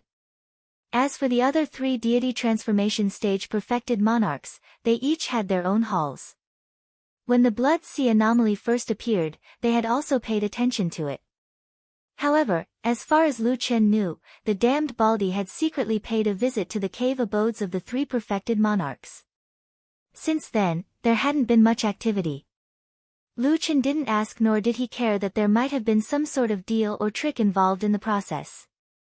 For a person like him, his many years of experience had made him develop a personality that cared more about the results than the process. However, in Shui Ying's recent report to True Lord Tianlan, she had included the movements of the other 5 True Lords as well as the situation of the halls of the other 5 True Lords, starting from the minor to the major. Lu Chen didn't say anything. His expression was calm and indifferent. However, when he lowered his head slightly, his pupils couldn't help but contract. The most powerful people in Zhengxiameng were the 6 True Lords of the Divine Transformation Realm. All the mountain powers originated from these 6 giants. In other words, Fuyunji was monitoring everyone at the same time. At some point, Shui Ying's voice had stopped, and the hall had fallen into silence. Lu Chen slowly raised his head. He heard True Lord Tianlan say to Shuang calmly, "I know about these things. You did well. Also, keep a closer eye, especially on the people on Mount Celestial Dragon. Report to me if there are any unusual movements." Shuang acknowledged respectfully. She then turned to look at Lu Chen and said, "Junior brother Lu, did you say you had something to talk to me about?" Lu Chen nodded and said, "The devil cult is gone. The immortal city has settled down. However, there are still some remnants in the world. 2 days ago, I heard that the bandit chief Fan Tui confessed that there were some demons from the devil cult remaining in the western continent. Therefore, I made some arrangements and prepared to send someone over to join forces with the Kunlun sect that stayed behind to wipe them all out." True Lord Tianlan nodded slightly. His expression was calm. It seemed that he did not care much about such a small matter. Shuang, on the other hand, was still a little concerned after hearing this. She said, "This matter may not be easy to handle. The remaining people there are probably die-hard members who are loyal to the devil cult. Also, the person we send over to join forces with the Kunlun party must have some reputation. It won't be easy to choose, right?" Lu Chen smiled and said, "That is true. However, I have already chosen the person. It is Su Qingjun, a disciple of the Kunlun party. Firstly, she is intelligent and calm. She is strong enough to take on heavy responsibilities. Secondly, she was born and raised in Kunlun. She grew up in the Kunlun party and is very familiar with the seniors in the sect. With her planning, this matter will not be difficult." Shuang was startled. There was a slightly complicated look in her eyes. After glancing at Lu Chen, she did not say anything more. She just turned around and looked at True Lord Tianlan. Obviously, she did not want to make a decision on this matter. Instead, she handed the final decision to her boss. True Lord Tianlan closed his eyes slightly. He placed one hand on the back of the chair and tapped it lightly. The surroundings were quiet. Lu Chen and Shuang looked at him, waiting for his decision. After a while, True Lord Tianlan raised his head and looked deeply at Lu Chen. Then, he nodded and said, "Approved." After saying that, he stood up and walked into the depths of the Kunlun temple without looking at the two of them. When the burly figure disappeared from his line of sight, Lu Chen let out a light sigh of relief. He glanced to the side from the corner of his eye and discovered that Shuang also had a faint expression of relief on her face. At the same time, Shuang also seemed to feel something. She turned to look at Lu Chen. Their gazes met. At first, they were silent. After a while, they suddenly smiled knowingly. There was nothing to be embarrassed about, and they both sighed. They walked out of the temple side by side. Shuang raised her head to look at the sky and suddenly said, "That Sister Su is a lucky person." Lu Chen shook his head and said, "Not really. She has also suffered a lot. It's just that it's hard for her to talk about it." Shuang smiled and did not pursue the matter. She asked very directly, "Other than Su Qingjun, who else do you want to transfer away?" Right now, the mountain, the foot of the mountain, and the immortal city are quite turbulent. People are needed everywhere. If you want too many, I can't do anything about it. Lu Chen's heart moved slightly. For a moment, he could not understand the meaning behind her words. It seemed like she would allow him to transfer one or two more people. Or was it just a casual test? He suddenly thought of White Lotus. To be honest, he did not know why he would suddenly think of this young girl, but it was at this moment that he thought of her. However, after thinking for a while, he shook his head at Shuang and said, "There's no need for others. Just Su Qingjun alone is enough." Shuang made an "oh" sound and said, "That's good." She said a few words to him and told him to go to Fuyunji to go through the formalities. Then, she left. Lu Chen looked at her back. Under the bright sunlight, this famous and beautiful woman seemed to exude an astonishing charm from head to toe, dazzling the eyes of those who looked at her. At that moment, he seemed to have an illusion in his heart. This beautiful woman seemed to be firmly tied to the achievements of that damn Baldi, true monarch Tianlan. As that damn Baldi's might shook the world, Shuang seemed to have entered the most brilliant and dazzling era of her life. Other than that giant, who knew how many men in the world were willing to crawl at her feet? However, she was only willing to follow that huge figure and stand in the shadow behind him. Chapter 556. Why didn't he look for anyone else but you? White Lotus sat on the bed in the room and leaned against the wall as she said to Su Qingjun, "There are countless experts in Zhengxianmeng. Even in Fuyunji, there are many hidden dragons and crouching tigers. Why did he have to choose you?" Su Qingjun's expression was indifferent and she didn't reply. She didn't seem to be happy or angry, and no one knew what she was thinking at the moment. White Lotus looked at her and continued, "As for the reason that he went to the Western continent to familiarize himself with the people of the Kunlun party, that's even more unreliable. Not to mention that the whole of Fuyunji was founded by the ancestor of the Kunlun party, Supreme Tianlan. Just look at the elite disciples transferred from the Kunlun party this time. Which one of them doesn't meet this requirement?" The beautiful girl looked a little indignant. She pointed at her chest and said, "Let's not talk about others, but I should be qualified." Su Qingjun thought for a while and seemed to agree with White Lotus's words. She said in a low voice, "Well, what you said is not without reason." White Lotus sneered and said, "That's it. Look, there are countless people on Mount Tianlong who could do this, but Lu Chen chose you. I think there's something strange about this." Su Qingjun frowned and seemed to be a little impatient. She said, "I'm also one of the candidates who meets the requirements, and I've known Lu Chen for a long time. He was the first to think of me, so it doesn't count as..." At the end of her sentence, Su Qingjun's voice slowly lowered for some reason. After a while, she sighed softly, but her face revealed a somewhat complicated expression. White Lotus sneered and said disapprovingly, "See, you also know in your heart that if it was a normal mission, that man most likely wouldn't have called you. After all, you have so many entanglements in the past, and there's even a life in between." Su Qingjun's face was a little gloomy. Obviously, she was thinking of the past from this sentence. On the night of the full moon many years ago, Lu Chen, covered in blood, had barged into her home and killed her only brother, her parents' only son, Su Mo, in front of her and her parents. From the moment the knife fell, Su Qingjun knew that there was a gap between her and the man called Lu Chen, and it was almost impossible to fill. After that day, Lu Chen fled to the ends of the world, and Su Qingjun gradually learned more secrets. She had a complete and clear understanding of what happened that night. But all of this was useless. Even if she knew that Sumo did evil things, knew that he killed Exin for unknown reasons, even if she knew and liked the pure and beautiful girl Exin, but, what was the use? All of this could not bypass that layer of bloodline. The murderer was her biological brother, the biological son of her parents. Her parents quickly aged and brooded over this matter. They would probably not forgive him even in death. And she was her parents' child. They raised her and gave her everything. No matter what, she could not betray her parents. So, the only thing she could abandon was her own feelings. After a moment of silence, Su Qingjun raised her head to look at White Lotus and suddenly asked, "White Lotus, what do you mean by saying all these to me? Do you want me to not go back to Kunlun Mountain?" White Lotus was startled. For a moment, she seemed to be at a loss.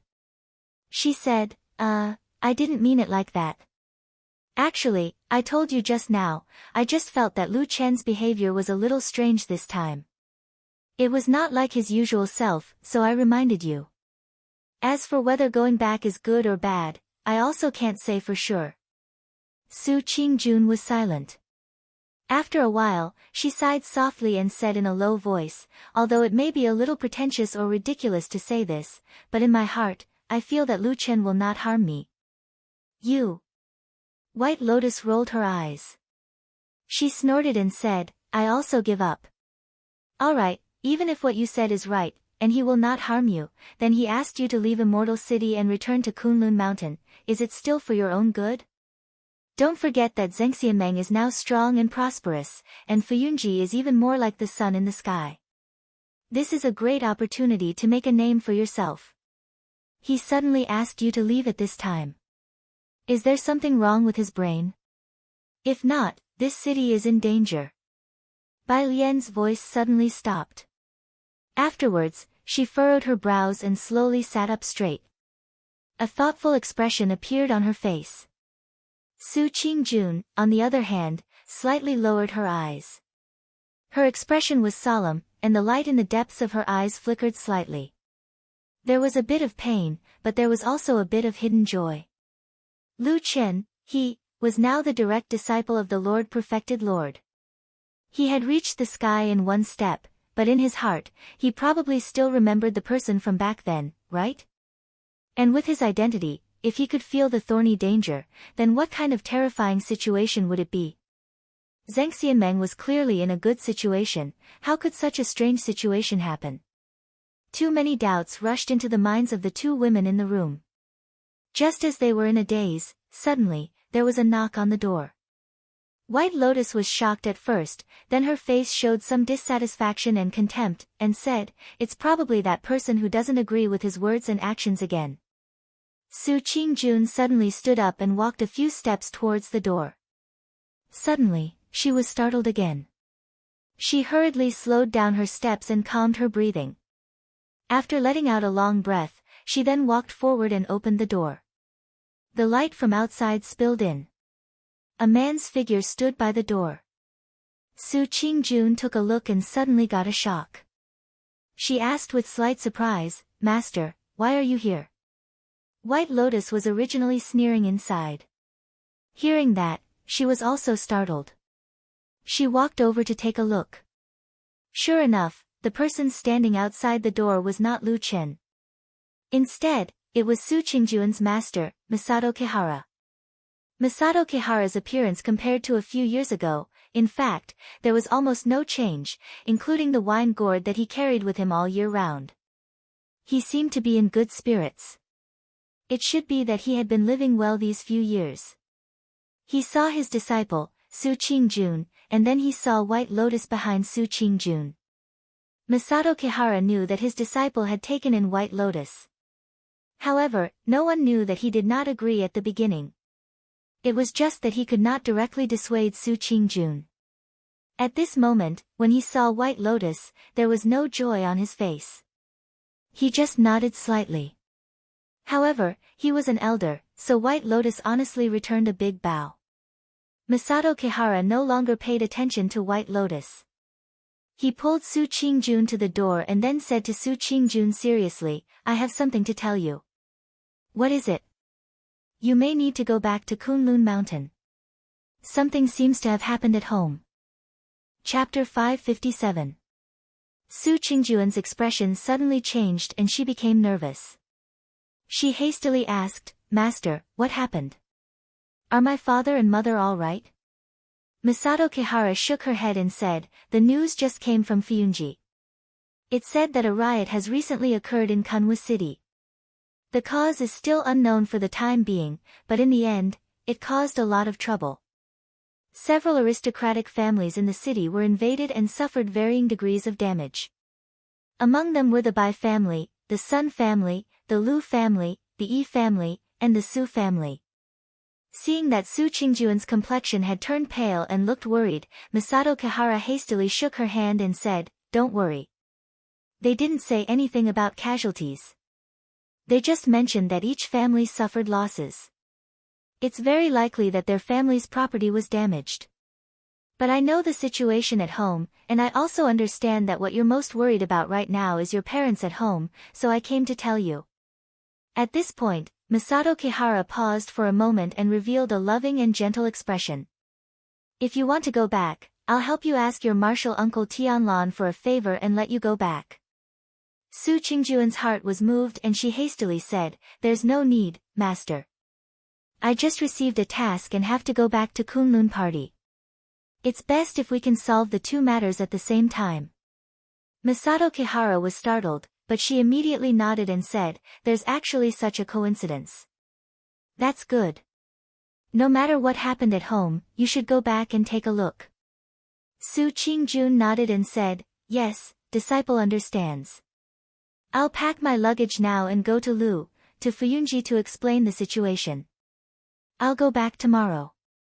Masato Kihara then pulled her to the side, carefully exhorted her, and asked if she needed any help. After Su Qingjun said that everything was fine, she smiled and told her that it was rare for her to go back and that there seemed to be nothing urgent in Immortal City recently. If no one urged her, she could stay in Kunlun City and didn't need to rush back. Su Qingjun was a bit hesitant. She glanced at Kunlun Palace Hall and asked in a low voice, "Master, this isn't good, is it?" Masato Kihara secretly sighed in her heart. She asked this question instead of directly refusing and saying that she would come back as soon as possible after finishing her business, which meant that Su Qingjun was still worried about her parents and wanted to stay in Kunwa City to accompany them for a while. She was just too embarrassed to say it before. Who said that there were no close friends in the world? His expression didn't change. He just smiled and said, "It's not a big deal. Didn't I just say that there's nothing serious here? Even if there's something, there are many people here to support it. There's still your master and martial uncle Tianlan. With these people here, do you think the sky will collapse without you?" Su Qingjun was a bit surprised and said, "Yes." Masato Kihara said again, "You can go back without worry. You don't need to worry about Zhengxianmeng. If there's really something that needs you to come back, I'll write to you and explain it. You can come back by yourself then." Su Qingjun looked grateful and nodded. "Yes, thank you, master." Masato Kihara smiled kindly. He looked at Su Qingjun and sighed in his heart. After saying a few more words, he left. Su Qingjun turned around and returned to the room. She saw White Lotus standing on the side with a slight frown. She seemed to be thinking about something. When Su Qingjun walked over, White Lotus cast a glance at her and smiled. However, the smile seemed a bit forced. She said, "Big sister, are you going back?" Su Qingjun said, "Yes. Something happened at home. My parents are old and they don't have a son to take care of them. I'm a bit worried, so I still have to go back and have a look." White Lotus nodded. At this time, she didn't say anything more. She simply said, then be careful on your way back. Have a safe journey. Su Qingjun took a deep look at her and said, I know. Thank you. Masato Kihara left Su Qingjun's house and walked along the road. Soon after, he came to a fork in the road. One side was the main road. Walking forward, he could see the majestic cornice of Fuyunji Hall and Kunlun Hall. The other side was a little smaller. It turned into the depths of the forest. Looking at the direction, it was to the back of the mountain. Masato Kihara looked in the direction of the two halls. He looked calm and indifferent. Then he waved his sleeve and picked up the bottle gourd at his waist. He found a stone on the side of the road and sat down. Then he raised his head and drank to his heart's content. When the wine entered his throat, the fragrance of the wine overflowed. He slightly narrowed his eyes and let out a satisfied sigh. At the same time, there was a flash of light in his eyes. He glanced around in front of and behind him. There was no one nearby. Masato Kihara sat for a while and drank 2 mouthfuls of wine. He was like an old and tired drunkard. Then he slowly stood up and hung the bottle gourd at his waist. He slowly strode forward and walked on the path. The path led into the distance. After entering the forest, the light was a little dim. Masato Kihara walked all the way. His pace seemed slow but was actually fast. Soon, he walked near the exit on the other side of the forest. At this moment, a figure suddenly came out from behind a big tree near the edge of the forest. He waved at him. Masato Kihara glanced at him. His expression didn't change. It was as if he had already expected that there would be someone here. He didn't say anything and just walked straight over. In the dim shadow of the tree stood a man who was much younger than him. However, in terms of seniority, he was actually of the same generation as him. His position in the sect and even in Zhengxianmeng was probably even higher than him. There weren't many people like this. Lu Chen was one of them. Seeing Masato Kihara coming over, Lu Chen nodded to him as a greeting. Then he asked, "How is it?" Masato Kihara said, "It's fine. She promised to go back and will leave tomorrow." Lu Chen looked relieved and nodded without saying anything. Spiritual Master Muyuan looked at him and couldn't help but ask, "You were the one who told me about this. Why didn't you tell Qingjun yourself? Instead, you came to me and talked to me for half a day, saying that I still owe you a favor from back then and wanted me to help you?" Lu Chen snorted and said, "Anyway, you probably forgot that favor on purpose. It's useless to talk about other things. Just use it on this." Masato Kihara spat and said angrily, "Nonsense, am I that kind of person?" Lu Chen was too lazy to pay attention to him. He just said, "I mentioned to her about going back to Kunlun Mountain." However, a few days after that, Qingjun didn't respond. Most likely she was still hesitant, or didn't dare to fully believe my words. But it's not a big deal. She should be like this. But it's different for you. Among the few people she trusts the most in this world, you should be one of them. Master Muyuan smiled, but subconsciously raised his head to look at the sky. Lu Chen also followed his gaze and looked up. Through the gaps between the branches and leaves of the trees, they could see the clear sky outside. White clouds floated in the blue sky. A breeze blew and the world was quiet. "The weather is good." "Yes. Tell her to leave early. If the weather turns bad, it may be difficult to travel." "Yes. When you came to find me, did you also feel that something was wrong? I don't know whether it's right or not, but there is such an outstanding disciple behind Tetsu. It doesn't matter if I'm old, but if it's possible, I should at least leave some hope so that I can face the spirits of the ancestors in heaven." Well. She is fortunate to have a master like you. Chapter 558. Deep within the prison of Fuyunji, Lu Chen and Shuang stood side by side in the quiet room. There were 5 to 6 people standing behind them. Judging from their attire, they were the elites of Fuyunji. Chen He, who had been instigated by Lu Chen, or rather, forced to side with Fuyunji, was also standing expressionlessly among the crowd. As for Lu Chen's trusted aide, Old Ma, he was also here. However, he was standing at the back of the crowd. His brows were tightly furrowed, as though he had a lot on his mind. Everyone's gaze was looking forward. The room was filled with a thick and unpleasant stench of blood. The place was brightly lit, but most of the time, it did not make one feel happy. Oppression and terror were the main themes of the place. This was the interrogation room of Fuyunji. Other than the people here, there were many torture tools. With the reputation of Fuyunji, this was a dark place that outsiders did not know about. Perhaps it was because of the fear of reputation that, other than the reliable and trustworthy members of Fuyunji's main hall, even the righteous people of Zhengxianmeng, or the elite disciples of the Kunlun party and other famous factions were not allowed to step into this place. All the people of Fuyunji who were standing were silent. However, there were beast-like panting and painful moans in the room. A few people were interrogating a prisoner in the middle of the room. From the messy hair and wounds, one could see the outline of that person's face. It was Fan Tue, the devil cult sorcerer who was captured a few days ago. The people at the side did not look like fiends. In fact, most of the time, the faces of these people who were interrogating Fan Tue were cold and numb. Perhaps only those who were truly numb to life and pain could work in such a dark and terrifying place. They continued to inflict pain on Fan Tue's body expressionlessly.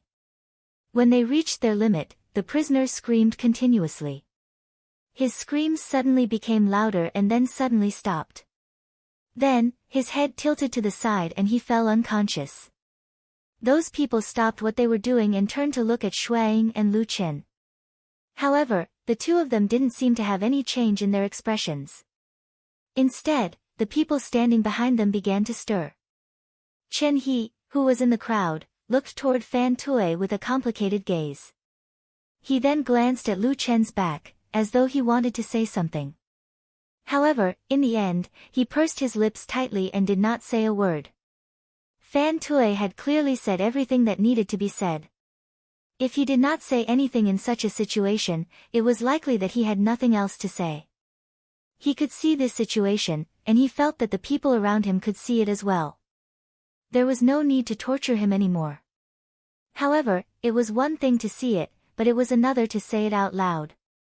Even though there was a commotion in the crowd around him at the start, no one said a word until now. Hence, the gazes of the people at the front and back all landed on the man and woman, waiting for their decision. Shuang didn't say anything, and neither did Lu Chen. It seemed as if they didn't care about this matter at all, causing this awkward silence to persist for a while. It also caused the atmosphere in the room to become inexplicably tense. In the past, there would undoubtedly only be one person who could make the final decision in such a situation. No one had any objections, and the person who should speak would not back down. Fuyunji had always been a swift and decisive hall. However, the situation had changed. Was this change good or bad? It was definitely good. Even if there was a little bad, no one would say anything. This was because this was the decision of the High and Mighty Lord True Lord. Perhaps there were some people who thought further. True Lord Tianlan had sent his only personal disciple, who was also the future successor of all his businesses, to Fuyunji. Even though he was only assisting Shuang on the surface, could it be possible that he was dissatisfied with the current situation in Fuyunji? What was the old man thinking in his heart? The awkward stalemate continued. The gazes of the two people continued to look forward calmly, as though they were waiting for the people around them to speak. Compared to the silence of the two, the expressions of the people around them started to stiffen. They looked at each other with worried gazes. Even the few executioners at the front with cold expressions looked over in shock. No one knew how much time had passed, but no one cared about the unconscious Fan Tue on the ground. Or rather, the people beside him did not know if they should care about him. They were also intimidated by the cold and stiff atmosphere and did not dare to open their mouths. Finally, Shuang moved her head slightly. Then, she turned around to look at Lu Chen. Lu Chen also moved his body. He was very polite to this senior of Fuyunji. There was even a hint of a smile on his face. Junior Lu, what do you think we should do next? Lu Chen thought for a moment and said, I will leave everything to Hall Master Xue. Xuang looked at him and nodded. After a moment of silence, she said, I think that this person should have told us everything he knows. We will not be able to get anything out of him even if we continue to question him. Hence, I think that we should temporarily detain this person. We will continue to pursue the demon of the devil cult and the missing elder ghost. What do you think? Very good, Lu Chen said. Xuang waved her hand. The people around her immediately heaved a sigh of relief. The atmosphere in the room also became much more relaxed. The few executioners bowed to Xuang and Lu Chen. Then, they hurriedly lifted the unconscious Fan Tui and walked out of the interrogation room. Following that, Xuang also led her people toward the door and prepared to leave. However, just as she was about to reach the door, she suddenly heard Lu Chen's voice coming from behind her. He said, Hall Master Xue, actually, there is another matter. Master has asked me once over the past 2 days. He said that even though the situation has been settled and the devil cult has been defeated, the main culprit, Elder Ghost, has yet to be brought to justice. This is a fly in the ointment. He asked me to ask you about when we will be able to capture him. Xue Ying's body suddenly paused. Her footsteps came to a halt. The few experts from the floating cloud division behind her also revealed a subtle expression. The surrounding atmosphere once again became quiet. However, this time, the silence did not last for long. Xuang quickly replied, I have already reported this matter to the Lord. Did he not tell you? Lu Chen shook his head and said, he indeed did not tell him. Xuang said, I have already informed the Lord of the entire situation. He knows what to do. Junior brother Lu, is there anything else? Lu Chen smiled and said, there is nothing else. Take care, Hall Master Xue. Xuang nodded and led her people out. Only Lu Chen and Old Ma were left in the room. Old Ma slowly walked over from a corner. He pursed his lips and looked at the empty doorway. He lowered his voice and said to Lu Chen, this person is not to be trifled with. Lu Chen's expression did not change. He said, I know. Old Ma sneered and said, you knew and still went to provoke her. Lu Chen said indifferently, do you know why she suddenly called me junior brother Lu recently? Old Ma was startled. He frowned and said, it can't be. Lu Chen sneered. His gaze was deep as he looked in the direction of the door. After a while, he said, let's go. This place is filled with Yin Qi. I don't know how many ghosts are wandering around here. Chapter 559. Walking out of the prison, when the sun shone on them again, Lu Chen and Old Ma both felt a warm aura, as if they had walked out of the gloomy hell and returned to the lively world. Old Ma sighed and suddenly asked in a low voice, do you think Senior Immortal knows about the situation in this prison? Lu Chen glanced at him and walked forward, Old Ma followed beside him. After they were a distance away from the prison, Lu Chen said, why are you asking this? Old Ma shrugged and said, just asking. Both of us used to work outside, risking our lives on the line. How would we know there is such a place in Fuyunji? Lu Chen was silent for a moment and said, I didn't know about it before. I only found out about this place after I went to Sky Dragon Mountain with that damn Baldy to take in disciples. But you are not a kind person, this kind of place will definitely exist. At most, the methods are a little more vicious. He paused as if he thought of something. After hesitating for a moment, he said, are you afraid that if this matter spreads out, it will ruin his reputation outside? Old Ma said, although the people here are all devil cult demons, the methods are indeed too cruel. If this really spread out, it will be detrimental to Senior Immortal's reputation. Lu Chen thought for a moment and said, whether that Baldy of mine has been here, or whether he knows that Xuang and the others from Fuyunji are torturing the devil cult people here, I don't know. In my opinion, he probably doesn't know, but it's not that he was deceived. I mean, that damn Baldy probably doesn't care to know. Old Ma was startled and asked with some doubt, "What do you mean?" Lu Chen said indifferently, "In my opinion, he probably doesn't care about the life and death of these people, and he can't be bothered to come here. To him, the most important thing is the result. As long as Fuyunji tells him the result of the interrogation, it's fine. As for what happens during the interrogation, he probably doesn't care at all." He glanced at old Ma and said, "Those evil people's life and death, suffering, all kinds of horrible scenes where life is worse than death, in my bald-headed Shifu's heart, it doesn't have any weight at all. He won't have any pity for those people, so he probably won't care if these things are spread out or not." Old Ma was silent. After a while, he said, "So, for so long, these things in Fuyunji's prison have never been spread out, it's all thanks to Blood Warbler." Lu Chen said straightforwardly, "Although this woman has a subtle relationship with me now, and we don't get along, but after so many years, she must be the dead Baldy's most loyal subordinate." Speaking of this, he sneered and said, "The dead Baldy's status is too high, and his character is even more arrogant to the point of looking down on everyone. These dirty things naturally have to be done by Blood Warbler and the other Fuyunji people. It's really hard on her, after so many years, she can actually endure the dead Baldy until now." Old Ma pushed him, looked around, and snorted, "You talk less."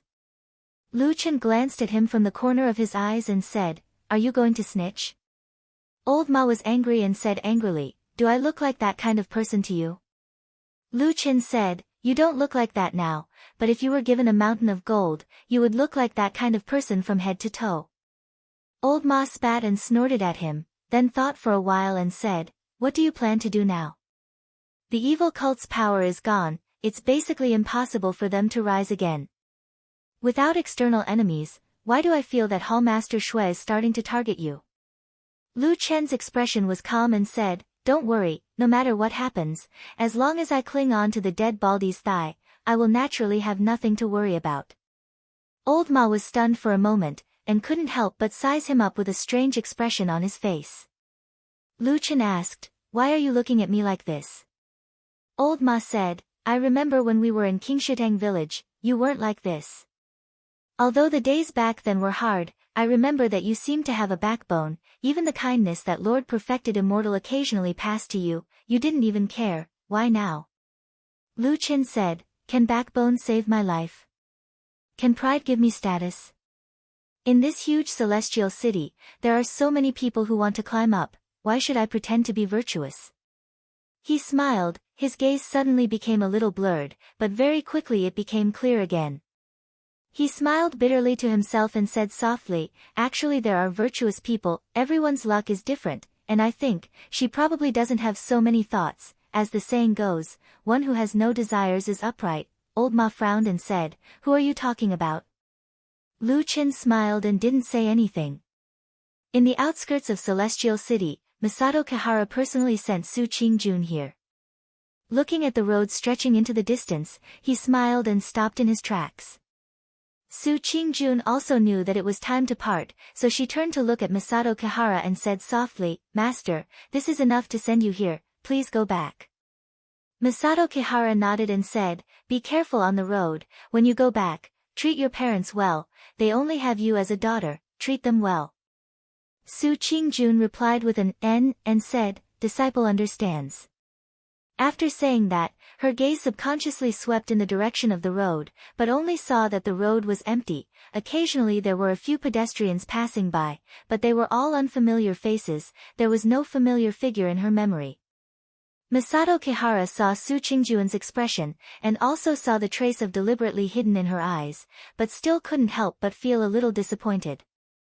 He shook his head slightly, although he knew that there were some things he shouldn't say, but the girl in front of him was his most beloved disciple. In the end he still couldn't help but sigh and said, "Today, other than me, no one else came." How intelligent was Su Qingjun? She immediately heard the hidden meaning in Masato Kihara's words, and her cheeks turned red, saying, "Master, what are you saying?" Kihara said, "Qingjun, there are some things that I shouldn't say, but seeing how you're behaving, let me put it this way. Lu Chen isn't a good match for you, so you shouldn't waste your efforts on him." Su Qingjun was startled, probably because she didn't expect Masato Kihara to directly mention Lu Chen's name, and said it so simply and crudely. She was stunned for a moment. Masato Kihara frowned and said, "Qing Jun, listen to master, after returning to the mountain, cultivate and recuperate well. With your talent, your future is bound to be boundless. There is no need to get together with him, otherwise, you will only destroy yourself." Su Qingjun was silent for a long time, then nodded and said, "Master, I understand that you are doing this for my own good. In fact, I have already made a decision in my heart. Ever since he killed Sumo, I will never have any relationship with him again. Please rest assured, master."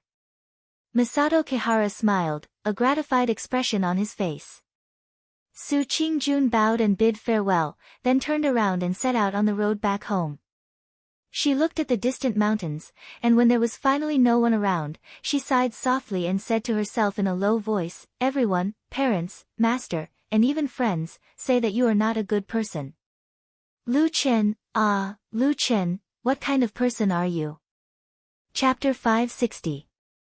In the starry hall, Supreme Guyu sat alone in the main hall, looking up at the strange starry sky map carved on the dome of the main hall. Her expression was slightly complicated, her eyes flickered slightly, and she was silent. At the entrance of the main hall, two children stood by the door and waited. From time to time, they would look back into the main hall, but every time they saw almost the same scene. They then looked at each other and saw the helplessness in each other's eyes. At this moment, footsteps sounded.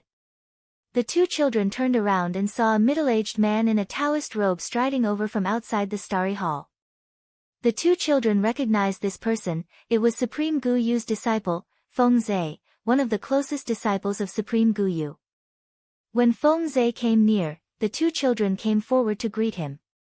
Feng Zhe nodded and said in a low voice, "Help me inform them."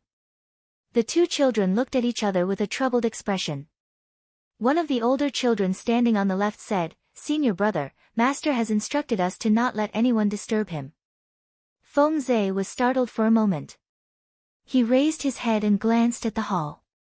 From afar, he could see the Guyu true lord in deep thought. He could not help but frown as he asked in a low voice, "How long has master been inside?" The child on the right said, "It has been more than an hour." Feng Zhe hesitated for a moment, but after a while, as if struggling in his heart, he still made a decision and said, "I have an urgent matter, I must tell master. This matter concerns Supreme Tai Hu of Heavenly Law Hall, it cannot be delayed, help me go in and inform him."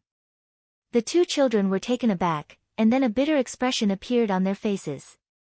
However, Feng Zhe's status in the starry hall was quite high, and with his serious expression at the moment, the two children did not dare to be negligent. So after hesitating, the two children still walked into the main hall. Feng Zhe looked at them from behind, and saw that the two children walked carefully all the way to Supreme Guyu's side, and then reported in a low voice. Supreme Guyu's face did not show any obvious anger, but after listening for a moment, she turned her head to look at the door. Feng Zhe hurriedly bowed. Supreme Guyu's expression did not change, and after a moment of silence, she softly said to the two children. The two children seemed to be stunned for a moment. Then, they did not dare to say anything else and quickly bowed and left. Feng Zhe had been waiting anxiously for a long time. When the two children finally came out, he greeted them and walked into the hall. However, at this moment, two arms suddenly appeared in front of him. It was the two Daoist children who had reached out in unison to stop him. Feng Zhe was stunned and asked in surprise, "What are you doing?" The two Daoist children had apologetic expressions on their faces, but their expressions were resolute. They said softly, "Senior brother Feng Zhe, please wait here for a moment. Master is currently studying the star atlas and shouldn't be distracted." Feng Zhe was stunned for a moment and did not react for a moment. After a while, he said in astonishment, "Did you not mention to teacher that I have an important matter regarding immortal Tiehu?" The Dao child sighed and said, "I did, senior brother Feng Zhe, but master told me to do so. You should wait a little longer." Feng Zhe was speechless. He could not help but look into the hall again, only to see that Immortal Guyu had returned to her original appearance of looking at the dome of the star atlas. She did not even glance over here. Feng Zhe was speechless and felt a little uneasy. He secretly recalled his actions in the past few days and thought that he was still as respectful to Master as usual. It seemed that he did not offend Master in any way. What was going on? However, since Immortal Guyu had asked the Taoist child to pass this message, no matter what the purpose was, and whether there was any misunderstanding in between, Feng Zhe couldn't ask for more. He couldn't even leave at will now, because his master Immortal Guyu had asked him to wait here. Feng Zhe silently retreated and nodded to the two Taoist children. He stood under a pillar at the side of the hall entrance and frowned at the same time. After a while, he who was full of doubts suddenly thought of something. Could it be that Master's reaction was related to his purpose of coming? He had never heard of any enmity between him and Immortal Tiehu. Could it be that he had suddenly committed a taboo? Feng Zhe's body trembled. He could not help but reach out and wipe his forehead. It was actually a little wet. At the same time, a similar scene of subordinates paying their respects to the true monarch also occurred in the Kunlun Palace on the other side of the celestial dragon mountain. The only difference was that the true monarch Tianlan, who was usually even more arrogant than the true monarch Guyu, didn't reject people outside the palace like the true monarch Guyu did. Instead, he allowed Shuang of the Floating Clouds office to speak with him. That oxen was lying lazily on one side and sleeping. Immortal Tianlan was sitting not far from oxen with a calm expression. He looked at the beautiful and charming woman who was kneeling on the ground not far in front of him. His eyes were as deep as the unfathomable sea, with faint waves rising and falling. Shuang, on the other hand, was kneeling on the ground and did not even raise her head. She only opened her mouth and said, "It is subordinate's incompetence that has troubled you." Immortal Tianlan looked at her quietly. After a while, he said, "You don't have to explain so much to me. Elder Gui is a cunning and treacherous person. It is understandable that you could not catch him. I do not blame you." Shuang kowtowed and said, "Thank you for your understanding. It's just that junior brother Lu Chen asked me about this matter. I am afraid that I have delayed Immortal's important matter. So I have come to ask for forgiveness." Immortal Tianlan's eyes slightly drooped. There was a slight chill in his eyes, but it was gone in a flash. He said, "You have led Fuyunji for many years. You are powerful and meritorious." Only then did Shuang let out a sigh of relief. When Immortal Tianlan asked her to stand up, she climbed up from the ground and stood to the side. Immortal Tianlan looked at her and thought for a while. He said, "Lu Chen is still young. He has not done well in some things. You have to give him more guidance." Shuang hurriedly said, "Not at all. Junior brother Lu Chen is extremely intelligent and resolute. Even if he has a few flaws, they do not cover up his brilliance. It's not a big deal." Immortal Tianlan narrowed his eyes and did not say anything more. He said, "After you go out later, send someone to find Lu Chen and ask him to come see me." Hearing this, Shuang pursed her lips. She could not help but glance at Immortal Tianlan from the corner of her eyes. However, she saw that this lord's expression was cold and seemed to be a little angry. She immediately retracted her gaze and said respectfully, "Yes, I will send someone to find junior brother Lu Chen right now. I heard that he is on good terms with Su Qingjun of the Kunlun party. Today, Su Qingjun has left the city to return to Kunlun Mountain. I wonder if he will send her off. I'll go look for him." Immortal Tianlan did not say anything. Shuang did not dare to say anything else either. She bowed and walked out. When she was about to reach the door, Immortal Tianlan's voice suddenly sounded from behind. He said, "Even though there are many difficulties, we still have to capture Elder Gui. You have followed me for so many years. You should know that I don't care about the process most of the time. I only care about the results." Shui Ying's heart skipped a beat. She nodded in agreement and left quickly. Immortal Tianlan's expression gradually turned cold as he watched Shuang leave. Chapter 561. The news of Supreme Guyu attacking his disciple, Feng Zhe, was not known to the outside world for the time being, but it had begun to slowly spread within the Starry Hall. This news surprised many people, and they discussed it in private, but no one would stand up for him, because Feng Zhe was still punished to kneel outside the Starry Hall to beg for forgiveness. This matter actually happened not too long ago, and the outside world did not know about it because it was still a short time, and the news had not spread yet. However, for Fuyunji, which valued all kinds of information the most in Zhengxianmeng, and almost everywhere, they still got the news very quickly. In the past, such secret information involving the level of deity transformation was also a taboo in Fuyunji. Generally, when intelligence was handed over, it would only be passed to two people in the end. One was, of course, Supreme Tian Lan, and the other was Shuang, who was in charge of Fuyunji. However, at present, after Supreme Tian Lan personally confirmed it, there was one more person who could see the highest secret information, and that was Lu Chen.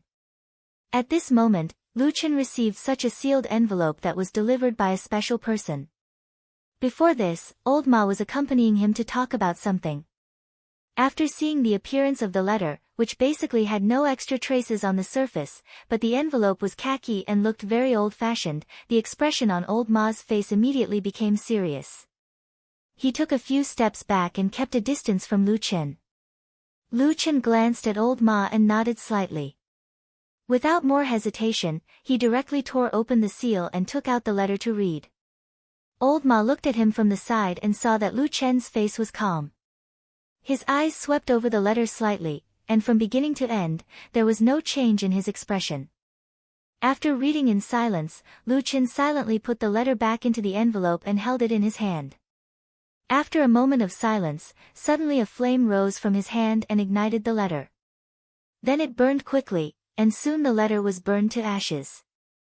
The ashes were blown by the wind, and suddenly flew into the sky and scattered on the ground, becoming part of the dust and soil, and could no longer be found. "Let's go," Lu Chen said to Old Ma. Old Ma nodded and walked over, walking side by side with Lu Chen, but from beginning to end, he did not ask a word. After walking for a while, Lu Chen suddenly asked Old Ma, "Are you familiar with the situation at Starry Hall?" Old Ma thought for a moment and said, "I know a little." "What do you want to ask?" Lu Chen pondered for a moment and said, "Just tell me casually. Although I have learned a little before, after all, I haven't been back for a long time, and most of my energy is in Fuyunji. There are many things that I can't take care of at the moment." Of course, it was not a whim of Lu Chen to suddenly ask about the situation at Starry Hall. Old Ma understood in his heart that most of the news in the secret letter was related to Starry Hall, and according to the level of the secret letter, it must also involve the news of Immortal Guyu of Starry Hall. Those who had managed to survive in the Floating Clouds office to this day were not fools. Most of them were smart people. Old Ma quickly understood this matter. Then, he thought about it on a deeper level. If he could think of this, how could Lu Chen not think of it? But Lu Chen still asked him very calmly. In fact, this was tantamount to telling him something tactfully, and it was also tantamount to expressing trust in him from another perspective. Old Ma bowed his head slightly, and there was some warmth in his heart. Then, he decided to say everything he knew. Starry Hall has always been in a relatively detached position in the eyes of the major halls in Zhengxianmeng. In terms of strength and influence, the Starry Hall has never been prominent. Not to mention our Floating Clouds department, which is like the sun at high noon, even compared to the Heavenly Law Hall and the Great Chancellor Courtyard, their prestige is still much smaller. However, after all, there is still Immortal Guyu of Soul Formation in Starry Hall, and the other 5 immortals are also very respectful to Immortal Guyu. So, although Starry Hall does not fight for big things, they also have a share in small things and some benefits that should be there. Their days are still quite good. Lu Chen nodded slightly and did not speak. Old Ma's words just now were actually relatively tactful, but for him who had begun to gradually understand the actual situation of Zhengxianmeng, he had already understood it after listening. The meaning of this sentence was that I have my own Starry Hall, and it doesn't matter if the rest of you want to dominate the mountains and silver seas. I will honestly watch and not block your path, but you have to give me, a immortal Guyu of soul formation, some face. After all, I am also known as one of the top 6 figures, there should be some benefits, right? So there was. It was really good for everyone, and it was best for everyone to have benefits. It was best for everyone that Zhengxianmeng could become more and more prosperous. Only a madman would break such a good thing. Was there such a madman who stood at the top in this world but went crazy? Well, there shouldn't be. Lu Chen shook his head slightly and smiled bitterly in his heart, but he did not show it on his face. He said to old Ma, I heard that Immortal Guyu has several disciples. Usually, he only oversees the overall situation, but generally does not care about the trivial things under him. Old Ma nodded and said, that's right. Immortal Guyu has 5 disciples, all named with the word Feng. They usually work for him. Most of the time, it is enough for the 5 of them to appear in front of the Starry Hall. So in private, some people also jokingly call them the 5 guardian deities of the Starry Hall. Speaking of this, old Ma laughed and said, but there is another interesting thing, that is, Immortal Guyu usually has a detached attitude in the Immortal Alliance, but many times in the Immortal Alliance, there is a need to choose a side for the interests and various disputes in the Immortal Alliance. Although the 5 disciples have the same master, their positions and attitudes are very different when dealing with affairs. They are more inclined, which is also a scenery of our Sky Dragon Mountain. Lu Chen's eyes flashed slightly and said, what do you mean? Old Ma thought for a moment and said, I heard that the 5 outstanding disciples of Immortal Guyu are actually in contact with other big mountain factions in private. Of course, there is no evidence for this, it is just speculation by others. But generally speaking, Immortal Guyu's eldest disciple, Feng Zhe, is said to be inclined to the side of Heavenly Law Hall's Immortal Tai Hu, because his Taoist companion is a Jin Dan female cultivator from Heavenly Law Hall. The second disciple, Feng Hen, is usually very close to our Fuyunji. The third disciple, Feng Wu, likes to interact with people from Dazai Yuan. And the 4th and 5th disciples are also close to people from Golden Dragon Immortal and Luyun Immortal's side respectively. Lu Chen stopped his footsteps when he heard this, his face revealed a look of surprise and said in astonishment, so obvious? Doesn't Immortal Guyu care about these disciples? Old Ma shrugged and said, who knows, that is what everyone says. Maybe Immortal Guyu has the pearl of wisdom in his hands and is too lazy to care about these small things. Lu Chen pondered for a moment and asked, then usually, which disciple does Immortal Guyu trust the most? Old Ma thought for a moment and said, I heard that the eldest disciple, Feng Zhe, is the most talented and capable. Immortal Guyu likes him the most. Lu Chen let out a ha sound and suddenly laughed, his face revealing a meaningful smile. Chapter 562. What do you mean? Looking at you, there seems to be something I don't know. Old Ma looked at Lu Chen and asked with a smile. Lu Chen waved his hand. He was about to speak but quickly shut his mouth. After a moment of silence, he changed the topic and said, you just said that Guyu perfected second disciple Feng Hen is close to our Fuyunji side. Is he also married to someone like the eldest disciple Feng Zhe? Old Ma thought for a moment and said, I haven't heard of this. In fact, although Feng Zhe's Taoist companion is a female cultivator from the Heavenly Law Hall, she doesn't usually do anything excessive. After all, Feng Zhe is the disciple of a Huashan perfected.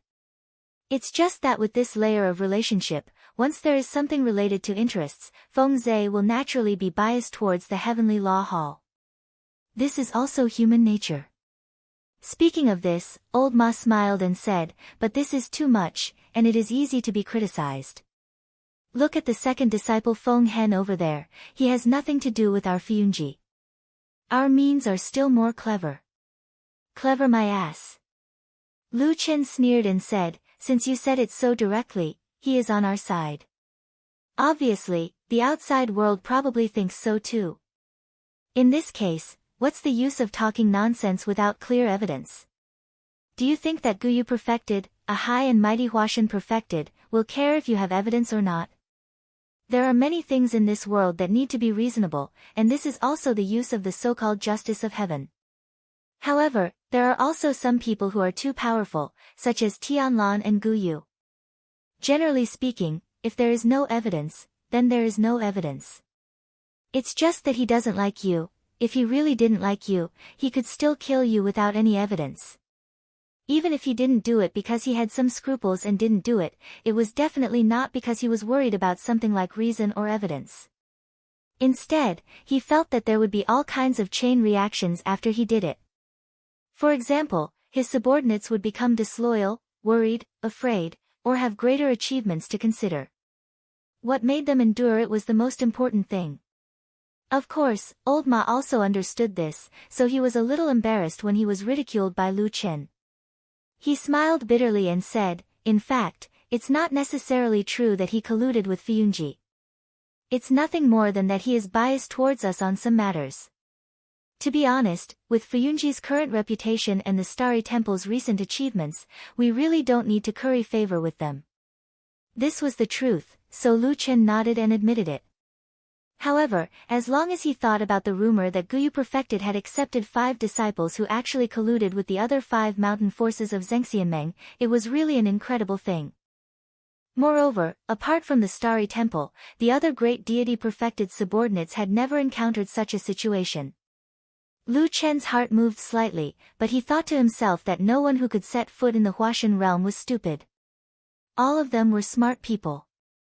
Even if they were not that shocking perverted lunatic like the damn Baldi, Lu Chen would not believe that any Huashan realm Perfected was not scheming enough. That Guyu Perfected could actually tolerate such a mess of his disciples, and could also tolerate the existence of such rumors that were actually a slap in his face. He always felt that it was unusual and seemed to have a deeper meaning. While thinking, Lu Chen suddenly heard Old Ma's question from the side, "What's the matter?"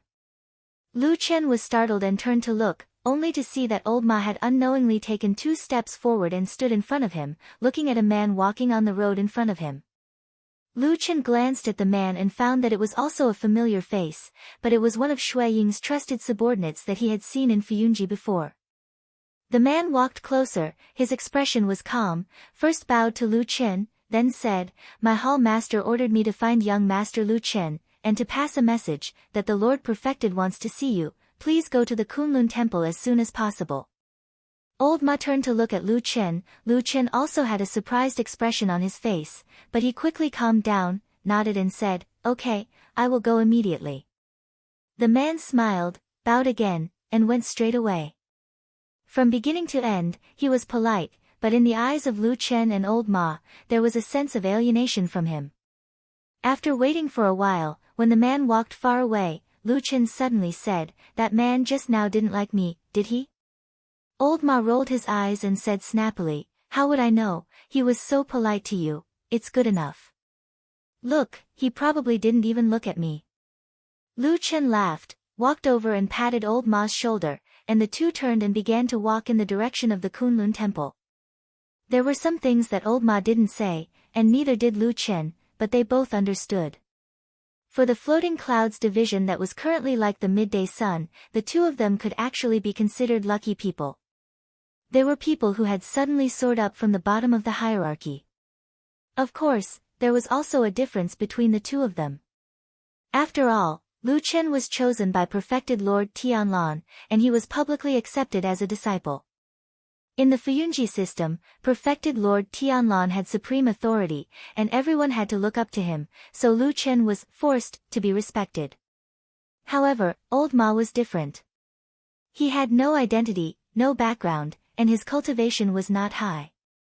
He had been in Fuyunji for many years, but he had never been famous, even though he had to live incognito to protect the secret of the shadow, Lu Chen. Nowadays, in the eyes of many people, Old Ma relied on Lu Chen to climb up from a nobody.